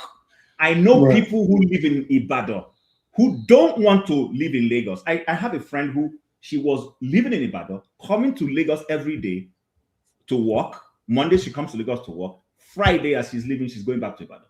And I asked her why. She said she can't stand Lagos. This is not an Igbo person. This is somebody who grew up in Ibadan. And she said she will never leave Ibadan for any good reason. The responsibility of the federal government is just too much. I think at some point, we have to break the country back down into regions and let each person take care and develop. That competition you've been harping on will only come if I work my ground, and the oil in the Niger Delta or the ground pyramids in the north does not have to pay for someone else. You get what I'm saying? So whatever we own, whatever we can manufacture, whatever we can sell, whatever we can produce, we use it for our people, and then we pay taxes to the federal government. But this situation where the federal government, 4 states take care of the remaining 32 states, it's just not fair. You see what I'm saying? Like 4 or 5 states take care of the remaining states, and everybody else is just insolvent. And every quarter they run to Abuja and they say, "Oh, where's my money? Where's the money you want to give me?" You know what I mean? Like, we can't keep doing that. We keep doing that, we're not going to develop. Thank you. Fafara, are you going to let me speak today, or no? I wanted to bring Hello wait till tomorrow morning. We round up because we have to be rounding up. The time is on our side. Let Ayo speak, please. Then. Yeah, please. Yeah, go ahead. Hello, and thank you. I Is appreciate it not you for Ayo's joining us turn? today. No, just say it's what. not. AY. You said it's my turn now. Yeah. Thank you, my turn? sister. Okay. Yeah. I actually love what Chim was discussing, especially the seaport aspect of it. Also, what Bubumbre said as regard the regionalize this country. I've been saying it. What I see with Nigerian leaders, they are not actually interested in developing the country. This is just the honest truth. The intention is not good at all. Like what as Estatrica has also said, as regard the education, we used to have research institutions that are really good. UI, they had very good professors. I'm sure a lot of them must have died by now. OAU had very good professors, solid. We have Suka had some very good professors. Honestly, Unibe had some very good professors. ABU has some very... Right now, I can tell you, a lot of them are gone. There is a problem. If we want to... I think where the problem is, we have people that are not interested in solving the problem. Because I think that should be the first thing. If we are interested in solving the problem, the solutions will come.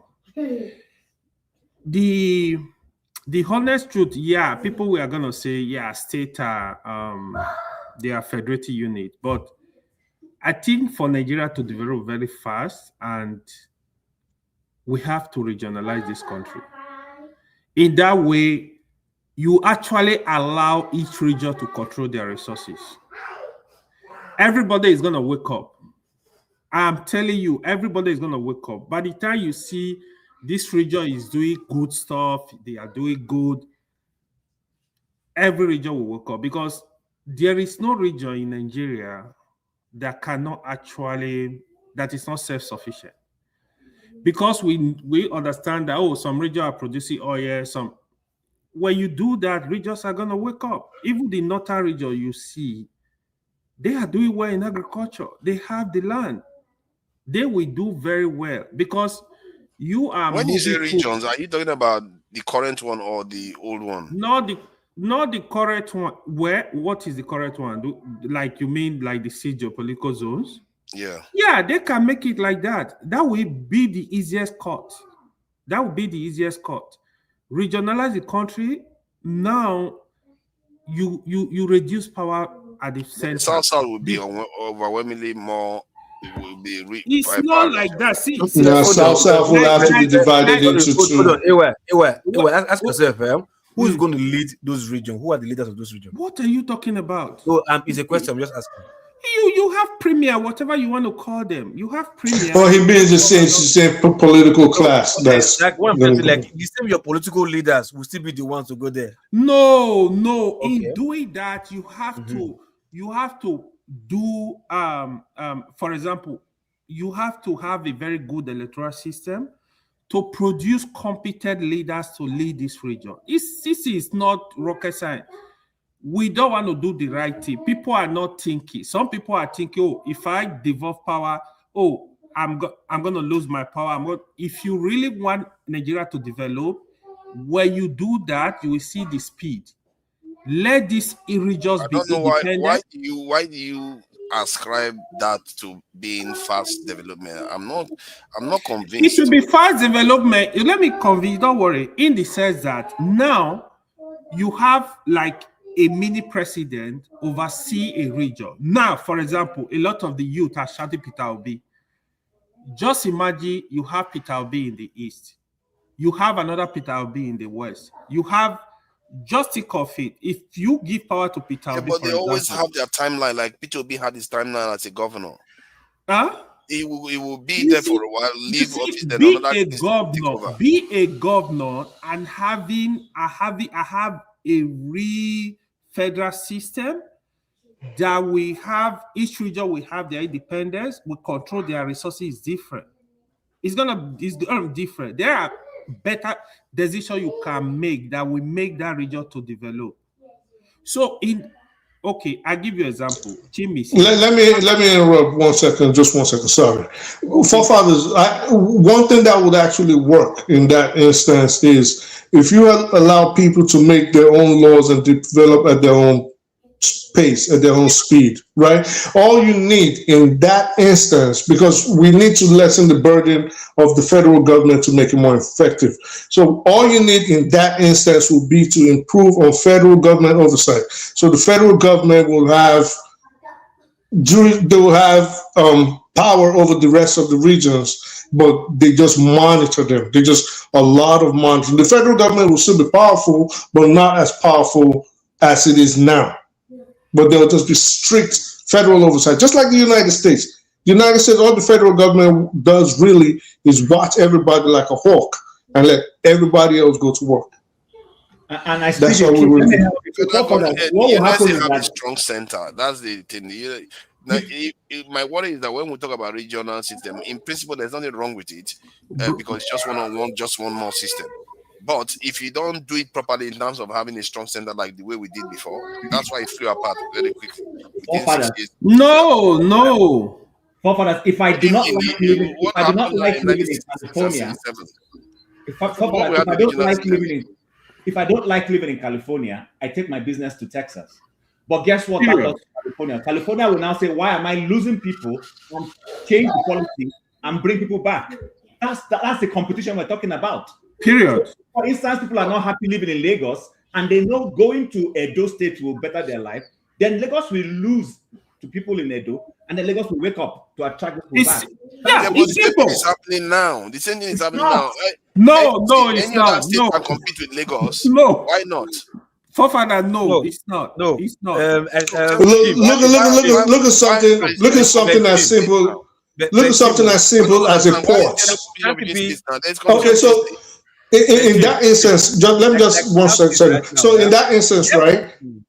Why can't we give the regions the right to open their own ports, for example? Yeah, we have. If it's possible for you to open your own ports, if it's possible for you to open your build your own airport, but I think the federal government always has to be involved in something that exactly, but it shouldn't be. The federal government just has to have oversight.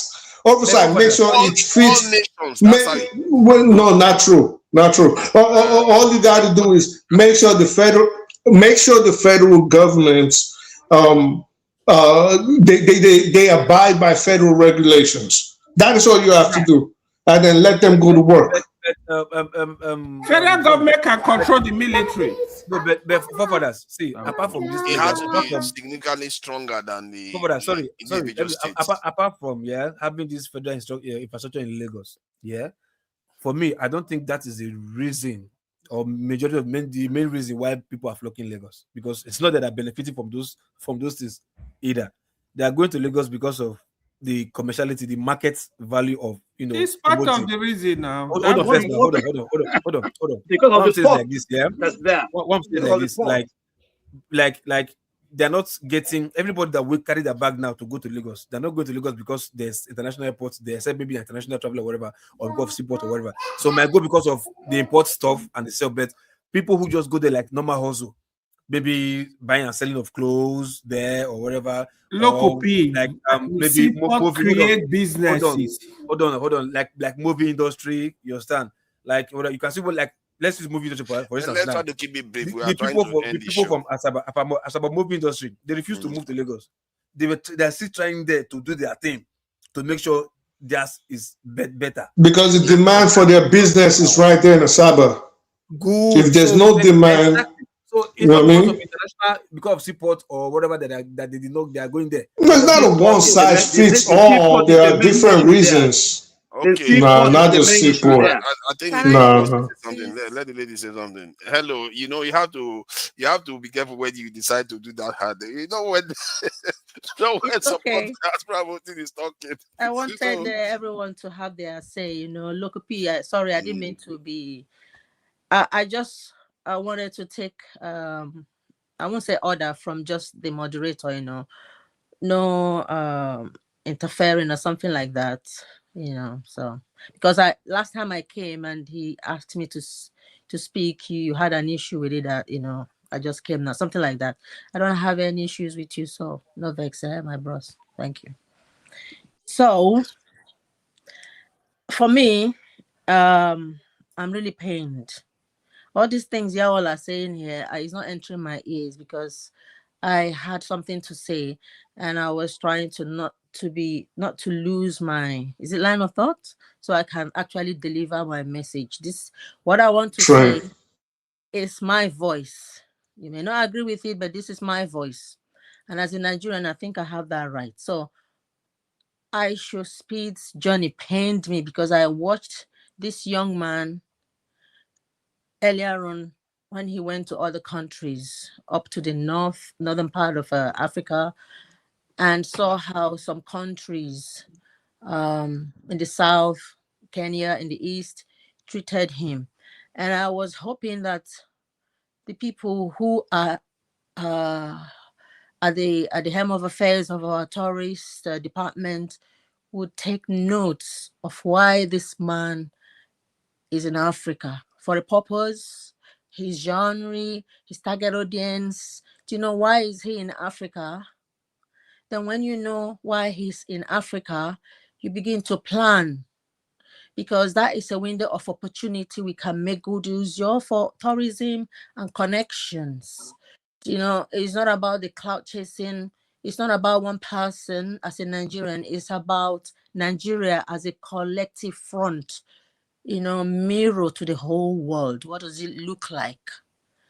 And then lo and behold, on that fateful day, I was so excited to see him in Nigeria, regardless his age, because he's doing mighty stuff. It's a window of opportunity. It's not like he's God. But imagine if 50 million people could see your front door that is worthy for business, for tourism, and then it spreads, word of mouth and stuff like that. It is good opportunity. We may look at it as is nothing, but it was a good opportunity for us to kind of begin to redeem our image internationally. Do you know what I mean? I'm wondering, getting there, how did he land? Knowing that he the kind of a streamer he is, he indulges in locals, you know, in histories, things to showcase the African heritage and culture. You know, it's not about how popular you are, how much money you have, how much muscles. If you have muscles, maybe traditionally, are you a traditional fighter? You know, something unique. You have to make yourself stand out from other African countries. What do you have that others don't have that make you Nigerian? We have rich heritage cultures that we have abandoned. It's been demolished and infiltrated by foreign cultures, and we're losing our identity. You know, we don't know who we are. If we are lost, then how are we going to start to say Arewa go, Biafra go, and then, like I have said, a house with a crack cannot stand. If the foundation is faulty, it ain't gonna stand. If the mindset is corrupt and thwarted, it cannot produce any good fruit. So what would make us, what do we learn from this? It looks small, but it is big. Experience is the best teacher. Now we have to learn from this, not by bantering to defend our what's happened or blaming the boy. Some people say is Pella, is all that. Pella is a product of Nigeria. You see, what was that guy saying? I am strong or whatever. Can't you see? You know me. I'm angry. Can you see? And stuff like that. So those are products of Nigerians. Hold on. Let's do this. Let's see this guy. Let's just see one more time, because this guy could have been big. Maybe this actually would have worked with him, but he just ruined the entire thing himself because he was charismatic. My son is too much. Can you see?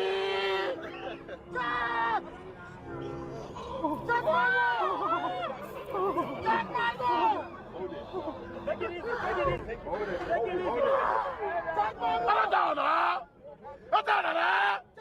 My strength is my superpower. It's too much. Can you see? I can see it now. Yes. I can see it. Can you see? His strength is his power. Yes. You strong as hell. Yes. He's strong as fuck. Yes. I see it. Yes. You the one. Yes. You're strong as your power. Yes. You are the strongest man in Nigeria. Yes. You so buff. Yes. I like your muscles. Yes. I love you so much. Thank you so much. Oh my God, you so strong. I don't know. So yeah, that was was iconic, I have to say, amongst his trips. But Nigeria did Nigeria, I guess. So like I was saying, like I said before, I've been saying it, we have papers that don't mirror laws, because when you have a constitution you've written and then someone breaks it, there is no consequences. Will that be called a law?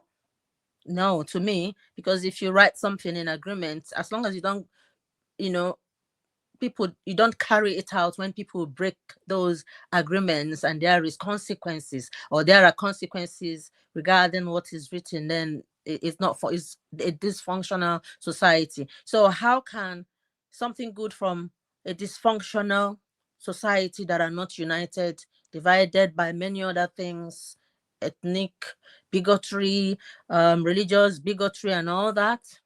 So now, didn't the Nigerian government, I know they have bigger fishes to fry, they may think, but this is important, or someone, what are the structures in place to get to know that someone like Ash, they've known that he's coming? Why wasn't things planned? Why was it so disorganized? All those whys and whys. If there are no solutions to all these problems, we aren't going nowhere. Even if when we divide all the confederation, the same governments we have now, we will still get in other small governments that we're going to the Biafra, the Arrow, and this, because the mindset is corrupt. Corruption has taken root inside us, and we have to change our mindset. All those our cultural heritages that we have destroyed, we need to begin to, build them up, learn from this. Why Lagos? Is Lagos the only state in Nigeria? When people are saying tribalism, I understand it. Normally, I see things as a whole with a different kind of eyes, but I do believe a lot of tribalism play a huge majority of roles that is making Nigeria not to move forward. If we can't see and say that, we are lying. Tribalism is embedded in a lot of things in Nigeria that is holding it to the ground. Even if you say let's divide the country today, tribalistically is not going to work as well. People are still going to find a way to make it tribal and all that. It was lovely he went to Antinika's shop. That's the only place, or one of the places he went to, that I was really proud, because it's cultural. It's beautiful. I didn't see that place as being tribalistic, that she's trying to promote any Yorubanism or something like that. If we are one Nigeria, what's happening? So all these things we're saying, we're just beating around the bush. I do believe that the government, it's everyone's fault, not just the government. It's everyone's fault.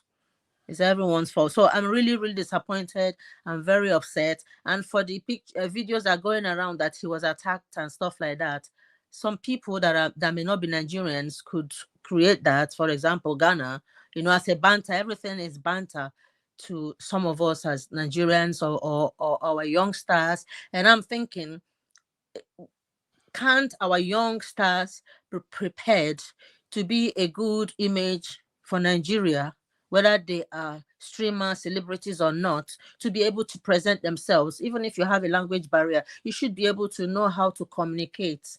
If you're not in position to speak when it's an international important thing in the face of the Nigerians, do not speak. And like those people that disgraced us this period, I believe the government should use them as a scapegoat to begin to make a law and punish them severely. I do not care who they are. The ones who are streamers, that is forcing things. You don't force things. You don't even force someone to skate that board something. Yeah, oh my. It's like I got pissed there too. Like, it's I don't mental say bullying. it. I don't. It looks aggressive. That's why they say we are aggressive, but we are not. We are lovely people with good hospitality, but we don't have structures and ground to build solid things to grow from. Yes, we have to spread this wealth until we declutter Lagos, put good structures in every state in Nigeria, and people can decide where they want to go to. Because if you tell me fish is in only Lagos and I'm hungry, where do you think I will go to? Lagos, man. So spread that pond, whichever way it is. Until you do that, our population is growing. Some people are marrying 50 wives and making more children. It will come to a time that that Lagos self will be working on each other like sardines, and then maybe by then, and people will just be doing whatever, number two everywhere. So this is nothing to do with race or tribal whatever. I'm really pained. I'm really pained. I'm disappointed. I'm really pained. I'm pained. That's why I'm here today. I'm still pained. I don't know how long it will take me to get over it, because this disgrace, I can't bear it. Thank you. I have to go. Thank you. Thank you. I think Nigeria will do to have more of your kind. I tell you, because Papa, can I take my turn? What on? Let me share one good news. Because it's not all bad for Nigerians. Today it's about whipping. We have all been, that's why I appreciate Nigeria. Nigerians, we don't hide when we have screwed up. This one we screwed up big time. So, but let me just show this one. This one is another one where that makes Nigerians a little bit, to remind people what Nigerians can be like too. It is very sick. Yeah. We have interview to do. We have deadlines. We could not do fun engagement because we are scared to go outside. And then you are telling me that the man will not be interviewed. What is wrong with you? So losers and unprofessional. Unprofessional. When you beat Nigeria, did we act like this? Yeah. Did we act like this? Did we? Lousy losers. You're putting a great tournament to jeopardy because you are all bullshit, nonsense, arrangement character. I don't even know what I'm saying again. But it's true. We are here to celebrate the youngest guy. He won the African Cup of Nations. Yeah. Let him come back and do it. How can you prove someone that just won the AFCON here? It doesn't make sense. So you can see what a lot of people are saying about Nigerians here. They were talking about, the lady just displayed the bravery of Nigerians. Bravo. I'm Senegalese. This is why I love Nigerians. You can always count on them to speak the truth. Thank you for the support. I'm a Ghanaian, but Nigerians' bravery is so attractive. So on and on and on and on. So this is the good aspect of Nigeria. Nigerians, they are like that spoiled brother that don't know when to shut up. I've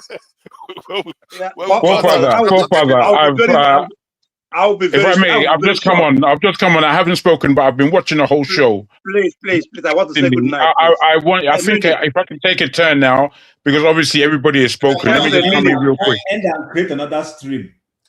I don't have the time. I'm sorry. I really. Oh, really?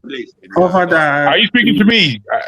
Yeah, no. You can speak. Have your say. You are not creating new stream. I can't do today. Oh, you see meeting with your side chick today? Okay, it's okay. It's okay. I understand. Side chick I have. You have to have a chick before you get side chick. You have to have chick first. Yeah, let's allow Chim, since Chim has been giving us some. I've been listening to Chimo. He's been very interesting today. However, because I don't want to forget what I've been thinking. Chim is positioning himself against himself. We need to send him to contest. I've been listening and I've been involved in the background. We are going to give you straight 4 minutes to speak before I close, but let Chim just 1 minute. I'm done. Okay, everybody wants to say 1 minute, one minute now. Okay, good thing. 1 minute, everybody. Then Jago 4 minutes. 1 minute. I'm done.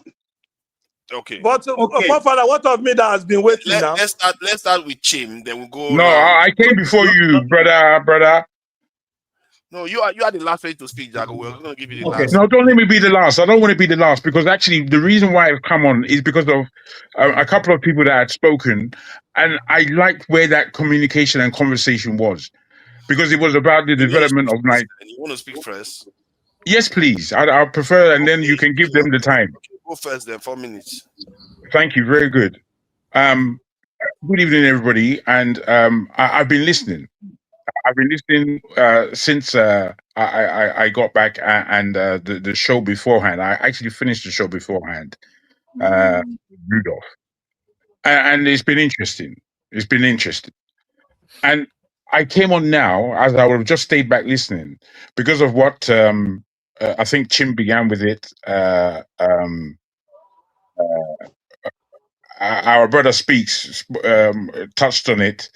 And then even indeed our young lady who was very graceful, I think, in firstly apologizing as she should do, as she should have, to our brother, the way she spoke to him.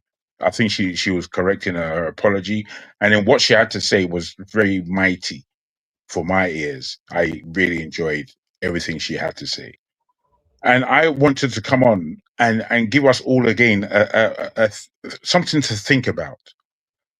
Imagine Nigeria back in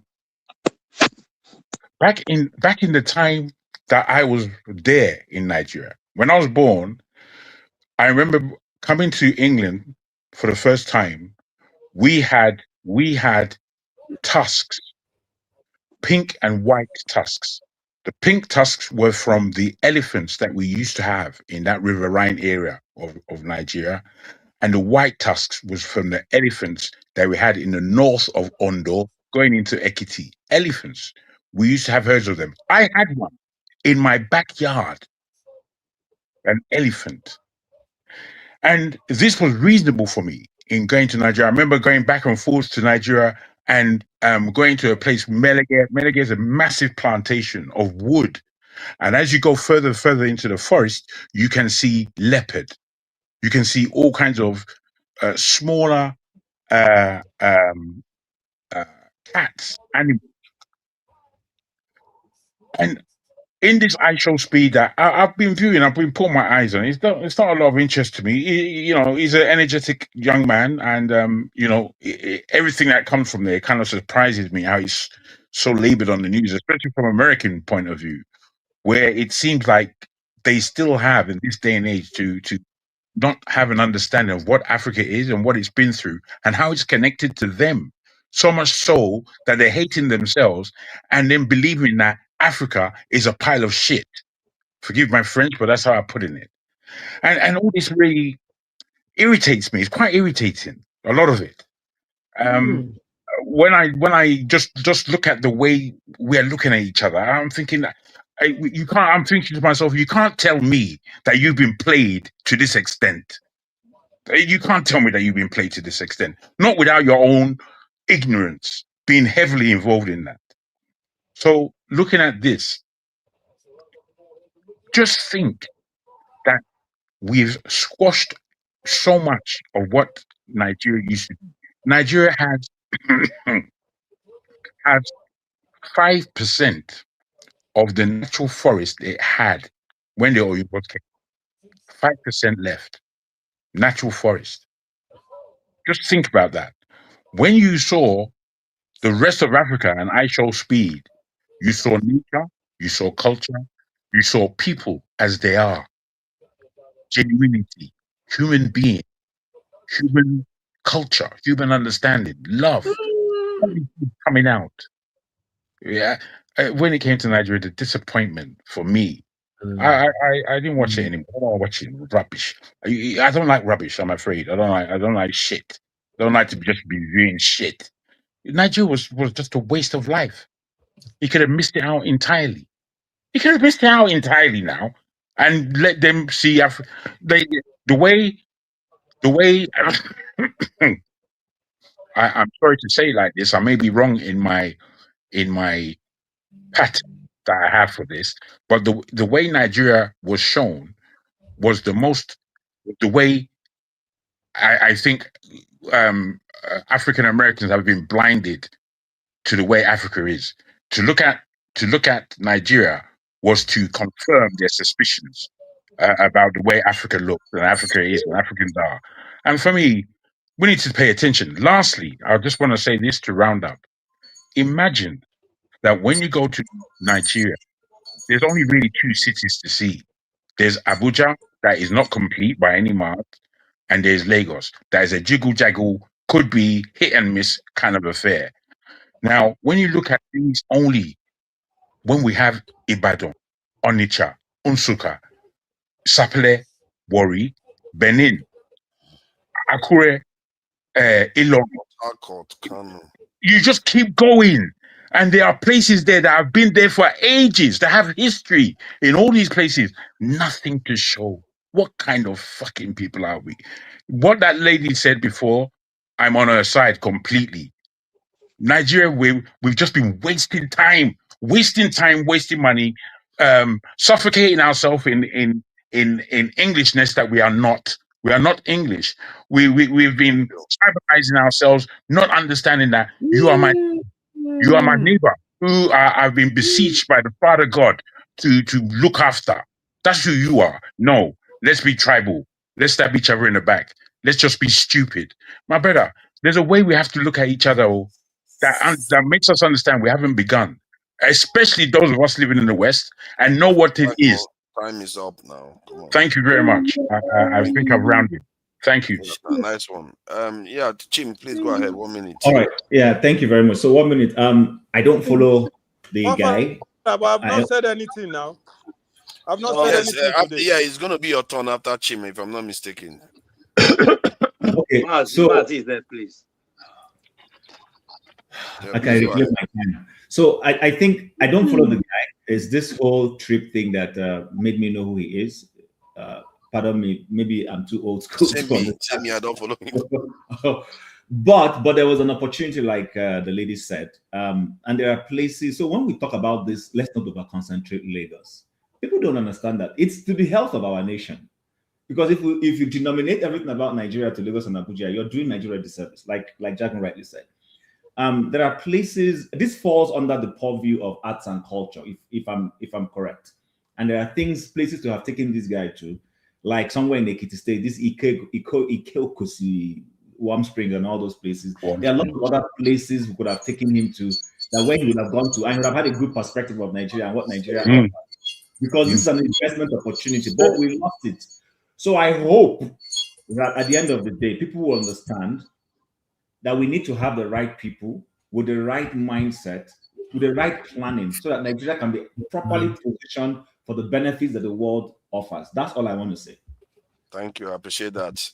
And clearly, you are the chat favorites. I don't know. No, one of these days they will turn on you. Don't worry. They will turn on you. They will turn on you.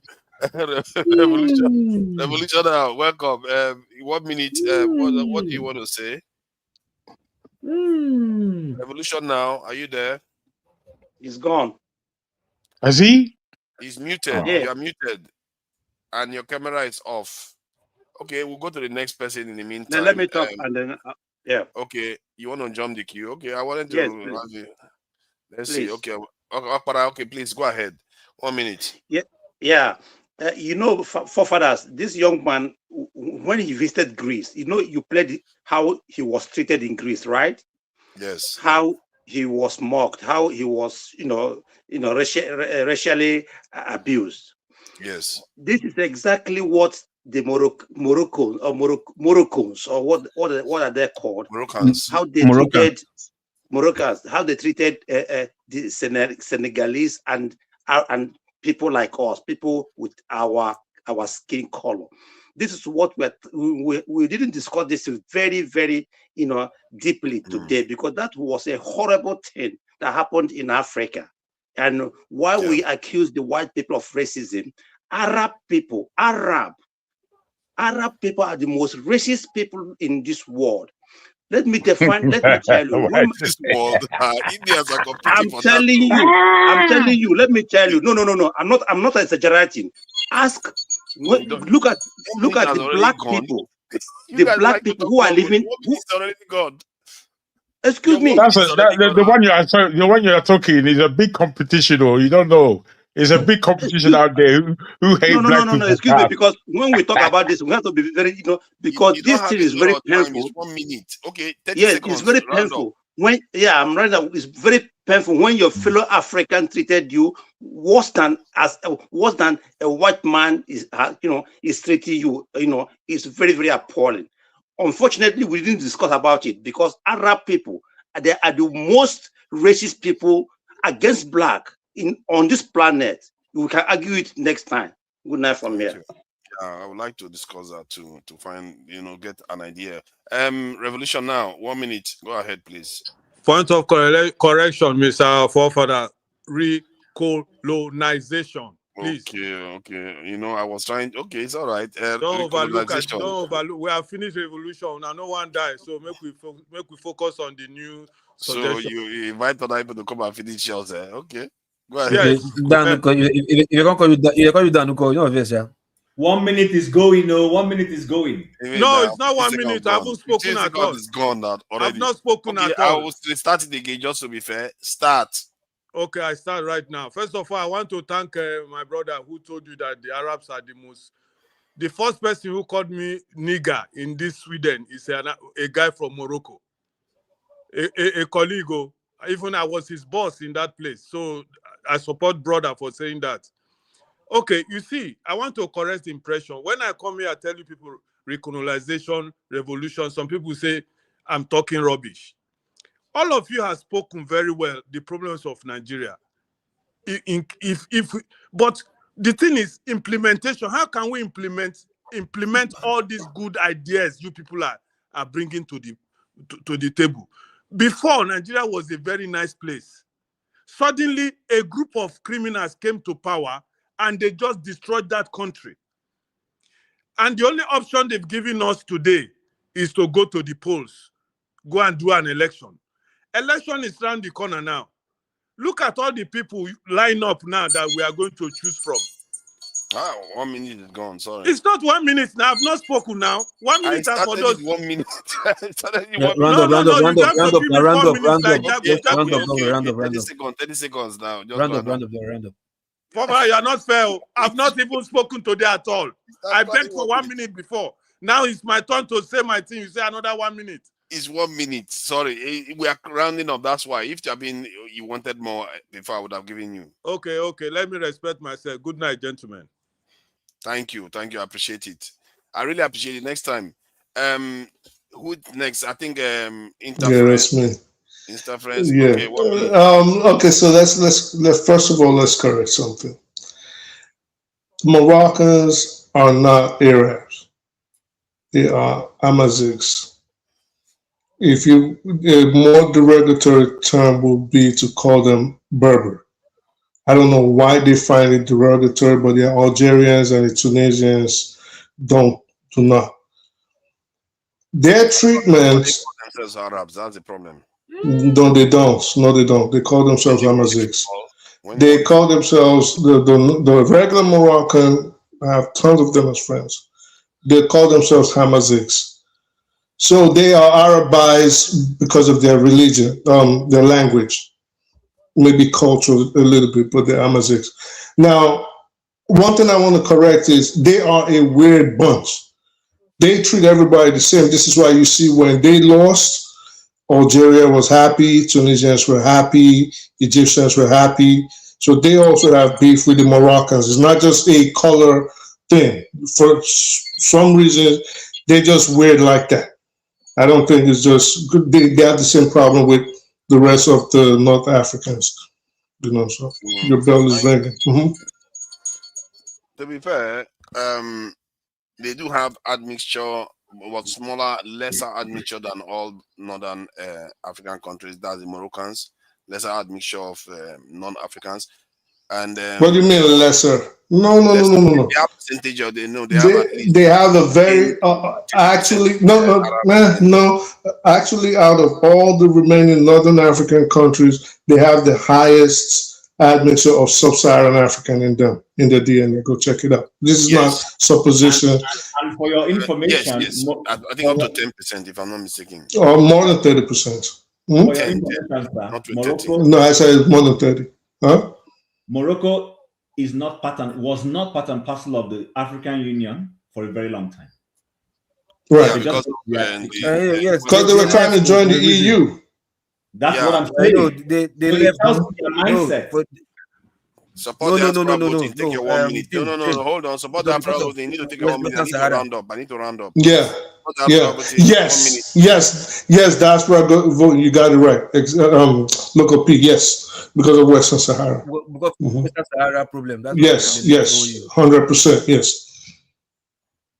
Yeah, please go ahead and support the diaspora voting. 1 minute. Oh, there's my turn. Yes. Okay. Anyways, like I said, it's all about Nigeria. We are here for Nigeria every day, day in and out. But I think 2026, time is going.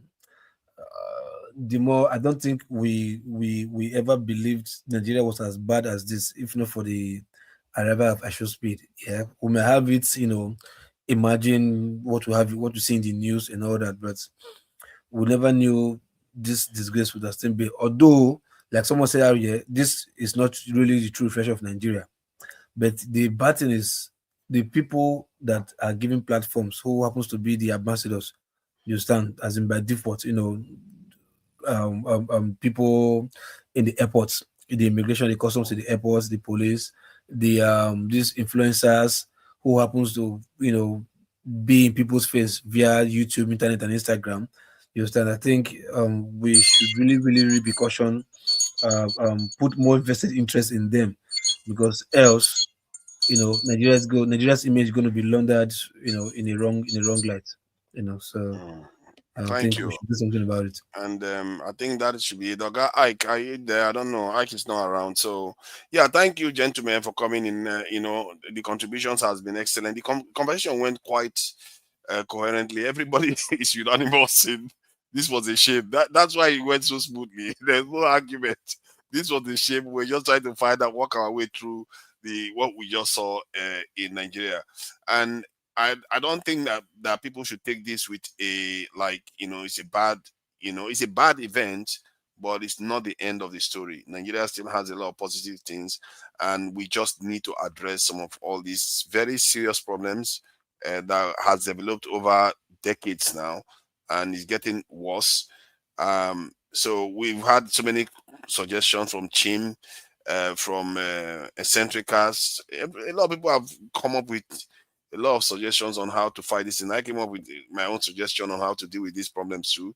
And I really hope we take it seriously, because I saw that lady. Nigerians are their best when they are being bold and doing the right thing. That's when they are their best. Everybody will just fall in line. That post, not one person said one negative thing about that Nigerian lady. Not one lady. No, not one person. I mean, because they associate Nigerians with that trait. Even Molema says it. So that part of us that likes to do the right thing, that like to stand up for themselves, we really need to tap into that a little bit more and correct this decay that we are seeing. Grown men that are well, they are clothed, they are not limping or anything, asking for money without offering anything. That is the uniqueness of what they are doing. Sometimes you see people begging. I've seen people begging before, but often they have issues. Some of them have drug issues, some of them one eye, one leg, all kinds of different things. And others, when they are kind of begging, but they're not really begging, they are trying to force you to kind of patronize their service. Like in Egypt, somebody will tell you they want to sell you something, they will really pester you, and it's really a problem too. They will pester you, but that is it. In India, what they will do is, the people on the street in India, they are very, very rude, the children and the young people, and they will be in your face being rude to you, but they're not begging you money. Nigerian one is unique. They are not offering you anything, they're just asking for money, to give them money. And even when you offer them money, some of them even have the gall to tell you no. We really need to think about it. I've seen things in my time. I've never seen it this way before, and I find it really, really disturbing. And you see other aspects of Nigeria where somebody was trying to offer him a lady on camera. And then you see the other one that says he's the best interviewer in Nigeria.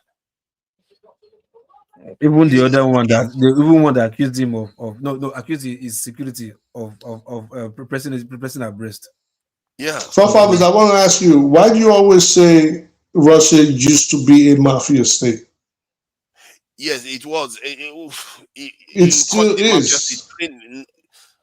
Yeah, controlled. Before it was out of control. They were controlling 70% of the economy, and they were killing everybody. So that was the difference.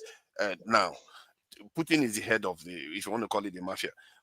So what I was talking about, the issue with the Nigerian, what I observed in Nigeria this week that I find disturbing, is that entitlement that we have.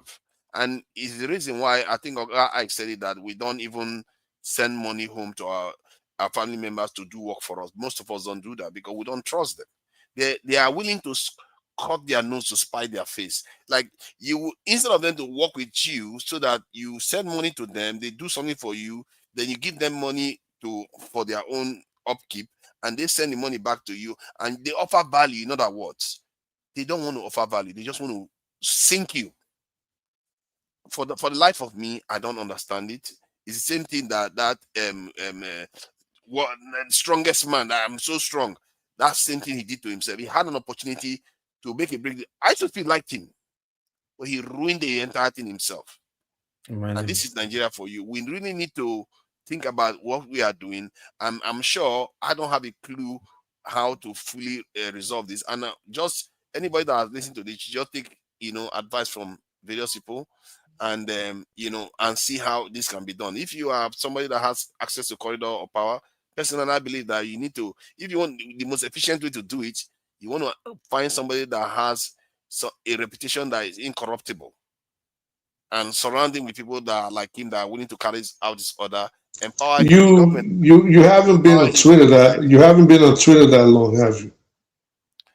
Twitter. Yeah, on social media. I barely use Twitter. If you are on social media, whenever, because there's Nigerian Twitter, which I'm not on. Sometimes it comes on based on the algorithm. I'm trying to close the show. Sorry. If you go on Nigerian Twitter, you'll see that's all they do. They beg. The moment they know about social media, that's all they do, giving their account numbers, begging. Everybody knows them for that. They just begging all over social media. The last like 6-7 years. Many of them, that person that is begging you, he's building a house. They will be building a house. They will be telling you, they just be giving out their account numbers and their name. You. But it's okay anyway. And let's see. There's something we can learn from this, and I hope, and I'm happy that Nigerians are not trying to defend nonsense. When we do nonsense, we own up to it, and let's hope that we do better next time. Shawolu, I'm a little bit disappointed. I thought all the hype they were hyping, at least some of it was correct, but this is just throwing all that. He just threw all that out of the window now. It's like, this is worse than Lagos was before. If this guy came to the Lagos of Abacha time, he would have had a better time than what he found when he came this time. He wouldn't have seen that man that is acting entitled. He wouldn't have seen people on the street begging him to give them money. He wouldn't have seen a reporter that claims to be reporting that doesn't even know his age. Those days, people had a little bit more serious. They're a little bit more serious about things. So let's hope we learn from this and correct some of our errors. Thank you, gentlemen, for coming in. And let me thank you to the people that are in the chat. I appreciate all of you in the chat, and Oscar Blackbone that donated to the channel. This is extremely valuable to the channel. We can't thank you enough for it. And Chioma, as always, thank you for the support. And you guys should be supporting the channel more, because this work that we do here is very, very rich and very, very honest. And we try to come with raw information as we see them. And we give our opinions and advice. We learn from each other here, and you can't put a price on these things, especially these days where there is so much falsehood, AI generated content, that you can't even tell what is true and what is false. You see people here, they come here, they put their camera on, they talk to you as honestly as they come, and some of them are experienced people in different industries. So it deserves to be supported, especially when an election is coming on, and there's a lot of work that is in place that needs to be done, and there is no way you can transform that country without supporting such a movement. We are not promising you anything that we're not promising heaven. We are promising to be as honest with you as possible. Transparency to the people that are donating this money as possible. And we are going to do the work that to better our country, to better our prospects. That is why we are all here.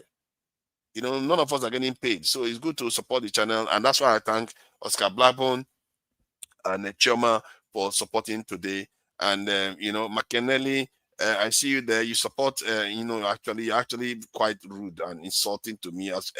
Apart from when I'm closing the stream, that's when it's nice to me. It's like, oh, it's about to leave. Thank God. Let him go. That's when he says that. So, Boom Boom Ray, all of you that came on, thank you all. And I'm going to play you out with, our honorable Yoruba culture. This is not all. Yoruba culture is very rich. This is not all. I didn't cover the talking drum and everything even. I didn't do any of that. So Yoruba culture is very rich. So next week, we are going to be going towards Benue, and we're going to be heading towards the Middle Belt, the tea people and everything, so that we can start heading towards the north and see what they have to offer, the rich culture that they have to offer in Nigeria. So till next time, bye everyone.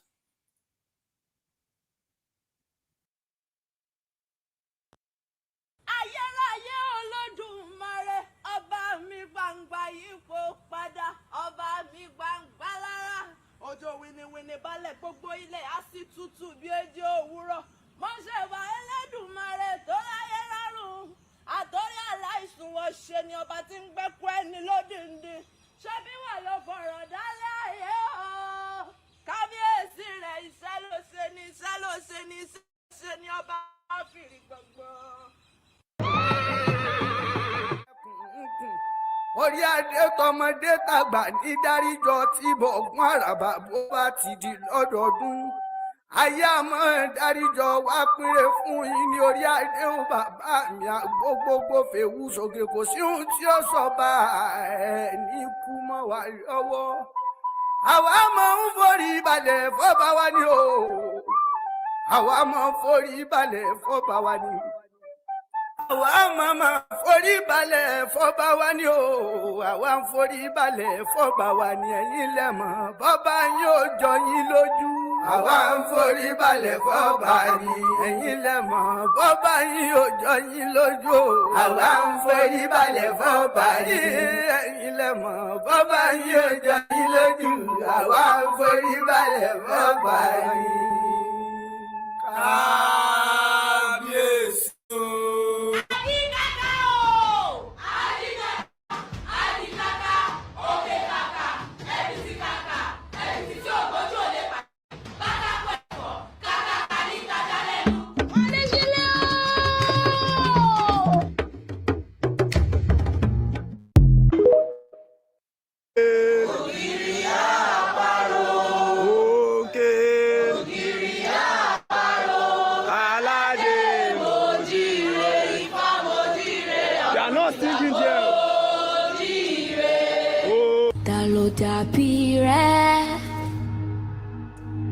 Ta ló dàbí rẹ̀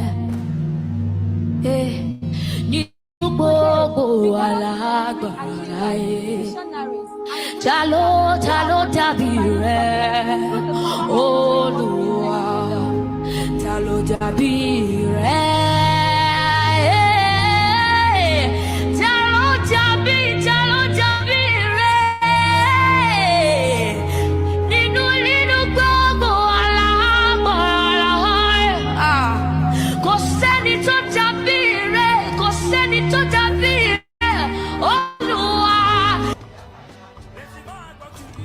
Dàbí rẹ̀